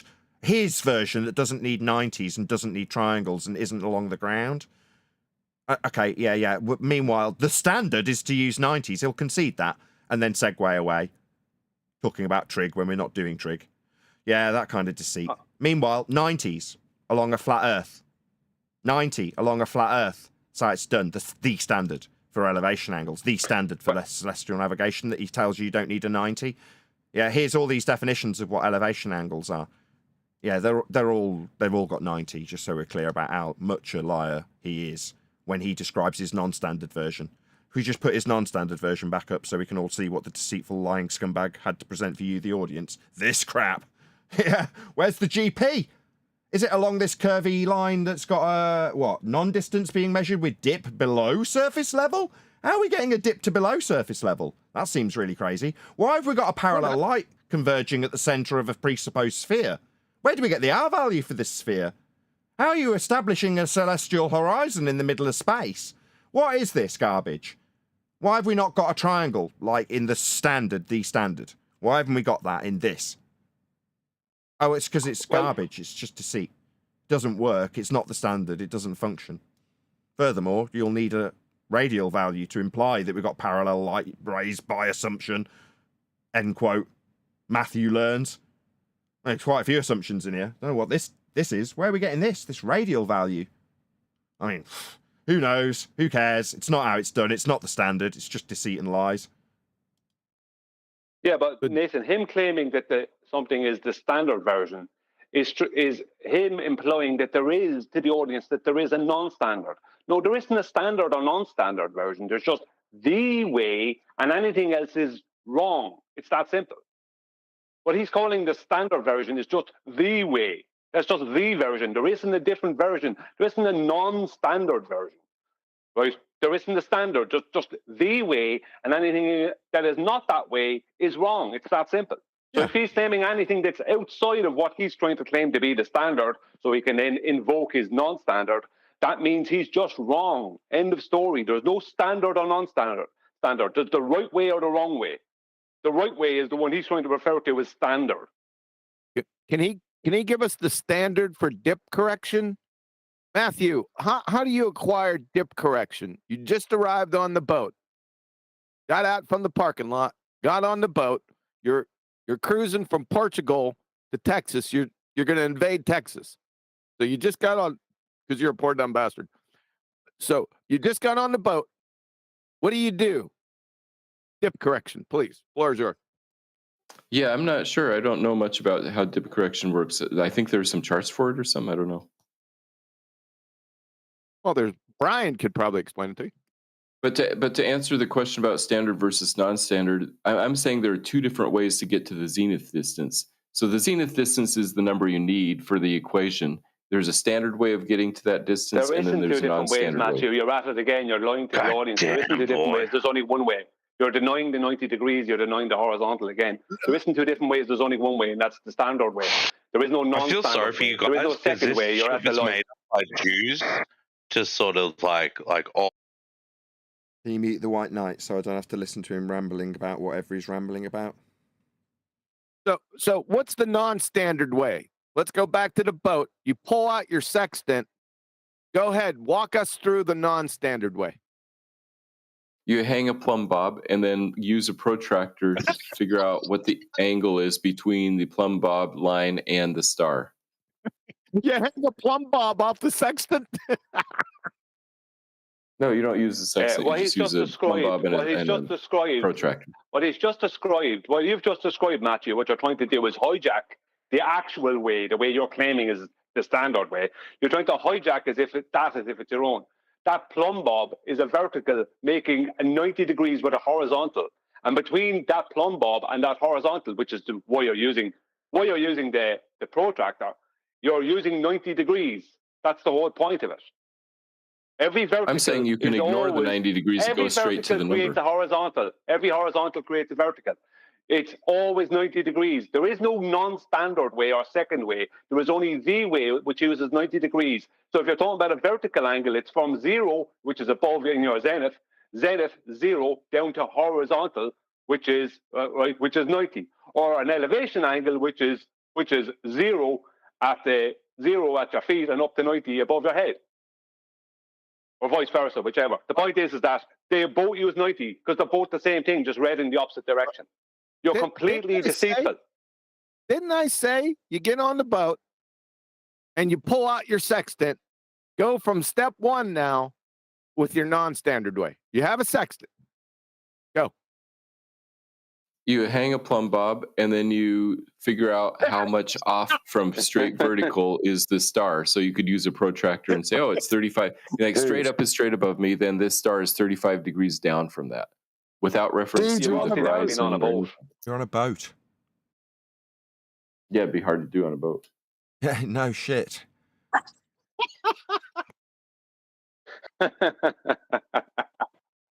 So what do you think That you wasn't actually... So snatching sorry, your so let own me just get wing, it straight. was it? Just That for the... was- Just, all right, conclusion time. According to Matthew Learns, right, this is the non-standard way of doing things. We've not even left port yet, and his methods failed. So just to be clear, to summarise, his shit that he tried to deceive the audience with is utterly useless. How does it work, Matthew? You dungle a plumb bob. Oh, right, we're on a bleeding boat rocking all over the place, you stupid muppet. Oh, yeah, that'd be a bit of a problem. Yeah, sorry, do you want to lecture us on your non-standard? The one that's not the standard that uses 90s? The one you've been babbling on about for about an hour? Because it fails miserably immediately, according to you, you stupid clown. Why are you wasting everybody's time deceiving them? Now, meanwhile, we understand how you acquire dip correction so you can use a bleeding sextant. Not a plumb bob, like this clown maths teacher thinks you use. Stupid man doesn't know what he's talking about. But he's here to defy what is and isn't used and give it a categorisation as standard or non-standard. You don't even know how the standard version works. You don't know how dip correction's done. So you would get everyone lost and drowned at sea then, wouldn't you, Matthew? You'd be responsible for everyone's death as you sold them your non-standard version. Oh, well, maybe we've got a bit of a problem here. I'm dangling my plumb bob. Yeah, everybody would just be throttling you. You'd be the first to die as you condemned everybody on board. Okay, you pathetic man? Can you imagine it? Matthew is a navigator. He opens up the box with the sextant in it, says, no, we don't need that, tosses that overboard and pulls out his plumb bob and his plastic protractor. Now imagine as the audience, now imagine you're on that boat with Matthew Learns, the navigator. What would you do to him? Yeah, you're condemned to death because this man told you, the audience, that it was non-standard. So I'm going to associate Matthew Learns' lies to a life and death situation because we're talking about navigation now, Matthew. That would be you're out at sea and you need to find out where the hell you are or you'll die. And what are you doing? What are you doing? You're telling everyone that you're a good mathematician, end quote you. Oh, really? You've just condemned everybody to death, Matthew. What have you got to say for yourself, Mr. I'm a good mathematician? I've just condemned everybody to death, but I'm really good. What do you think the people on the boat are going to do to you next, Matthew? Matthew, you've just condemned everybody to death with your non-standard crap. So, Matthew, what say you, good mathematician condemning everybody on board this hypothetical boat to death? What have you got to say for yourself? You better do it the standard way instead. Oh, really? So we'll need 90s then? Let's just put a couple of them on screen just in case this lying zealot denies them. So we'll need the standard version, the one that uses 90s. Your whole premise of not using them would condemn us to death. So now let's have some humiliation from this math teacher, the one lying to our children, the one who's do this when he's in control, which he's not here. He would lie to your kids in a heartbeat and then laugh about it afterwards. He's also laughed in this session here. Yeah, laughed about the non-standard version that condemned everybody to death, didn't you, Matthew? So we'll use the standard version with 90s on a flat earth then, Matthew, won't we? Yes, it's much more practical. The point is it's not necessary. Point is we'll measure Earth flat. How dare you make a conclusion, you unbelievable scumbag. No, you've just spent a significant period of time deceiving us like you would be deceiving the children you have control over when you have the mic indefinitely. You don't have that here. Here you are exposed as a scumbag liar who has spent a significant amount of time telling people how they can be condemned to death with your non-standard celestial navigation method. It wasn't celestial navigation. You also lied about that. You said it was. You're a liar, Matthew. No, your version that isn't standard that you said was celestial navigation condemned everybody to death. As you lied about it being the real method, the celestial navigation, everyone would rely on to not die at your hands. So given that your mathematical example condemned everybody to death, how dare you teach children anything? How dare you? What school do you work at, Matthew? I'm going to be expecting a resignation. Excuse me. Los Angeles County, California. Say again. Biola University in Los Angeles County, California. Given how deceitful you've been exposed to be here, when will you be handing in your resignation? I will not be. I will be requesting your resignation or your disciplinary action given how deceitful you've been exposed to be here. Now, given that you are in charge of these children you're educating, when you're not in charge, you're exposed as a fraud. Someone who will punt something non-standard. Something that hypothetically would kill people. Yeah, you haven't had an ounce of humility. You should be fired. I said this last time. I implore you as an audience to appeal to this man's employment status, based on the fact that he is a deceiver. That's been demonstrably proven. No, we won't be using your non-standard version that you claimed was celestial navigation, you liar. How dare you educate anybody? You're just a fraud, a scumbag, a liar. Someone claiming something that is standard isn't standard because it won't comport to your zealot religious belief. Now, it would be a lot more practical and not kill people to not use your zealot sphere version. Can I just point out for the audience's benefit what that is? Let's put the zealot liar who would have killed everybody's version on screen. This version, this globe version, was just this religious man's punting of his faith. It doesn't matter to him that it would kill everybody on board. No, it would be far more practical to use the 90s I've spent all day trying to deny the need for. Yeah, it would be a lot more practical and wouldn't kill people, that's right. But you think you've got the right to call yourself a good educator? No, man, if push came to shove, you'd leave people dying at sea. You got no right educating anybody. Nathan, can I just say something to Matthew very quickly? Yes, go Matthew, ahead. when you...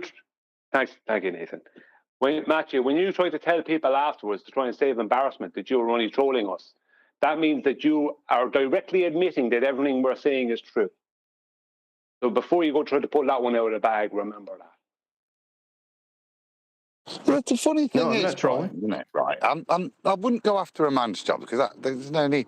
But he just announced your school there. I'm if not I was afraid your of that. principal, right? If I was this guy's principal and I somehow heard this, yeah, I wouldn't be needing somebody to call for his job. You'd be looking at your employee and thinking, God, this is the guy that I'm letting loose on young minds, young people. This is the guy that the parents trust me to educate their children. I'd be really worried, mate, of going out. If I did that in my professional role and behaved like this and spoke in such contradiction to what my profession says, just for my own ego, I would have a professional body looking at me, and I would equal the same to you, sir. Anybody of any cognizance that would be employing you to teach minors would seriously bring into question your character for the way you behave today in the most deceitful and lying way. Is that somebody you want teaching your children? Yeah, I haven't been deceitful or lied. I've been completely honest about how I'm saying.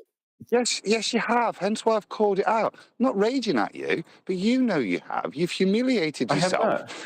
You really have. You need to go back and listen to this, dude. Yeah?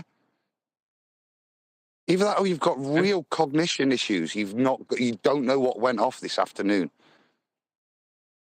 You should be embarrassed. I mean, I'll admit that it's hard to explain myself in 1.5 sentences here and there, but I haven't lied about anything.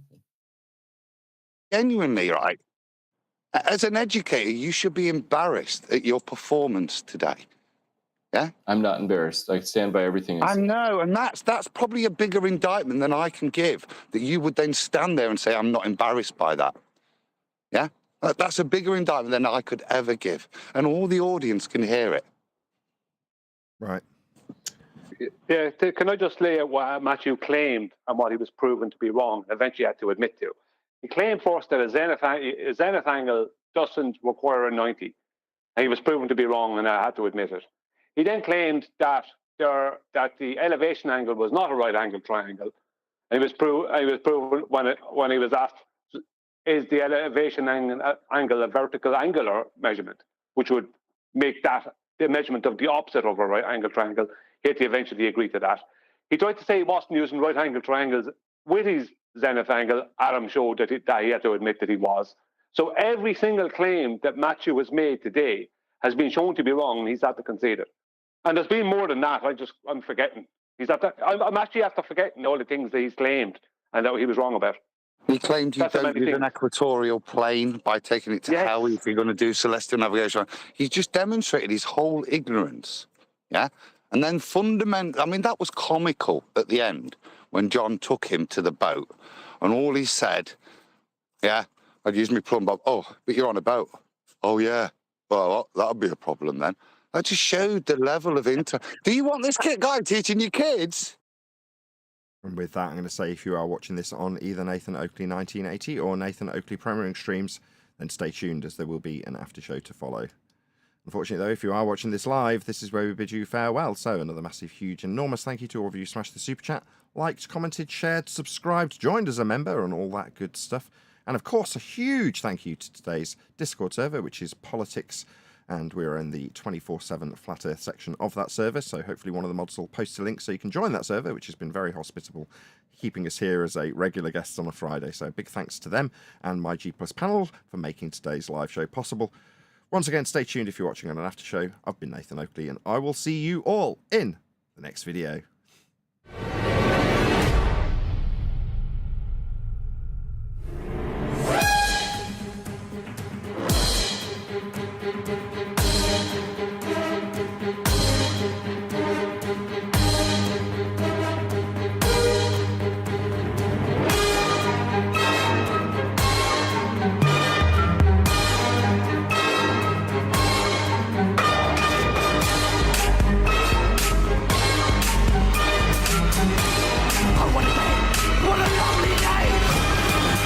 Shout out to Jason Dean for a couple of extra super chats before the live stream ends. He says, deny the container, realise the container, gravity is the container. He also says, the American education is doomed.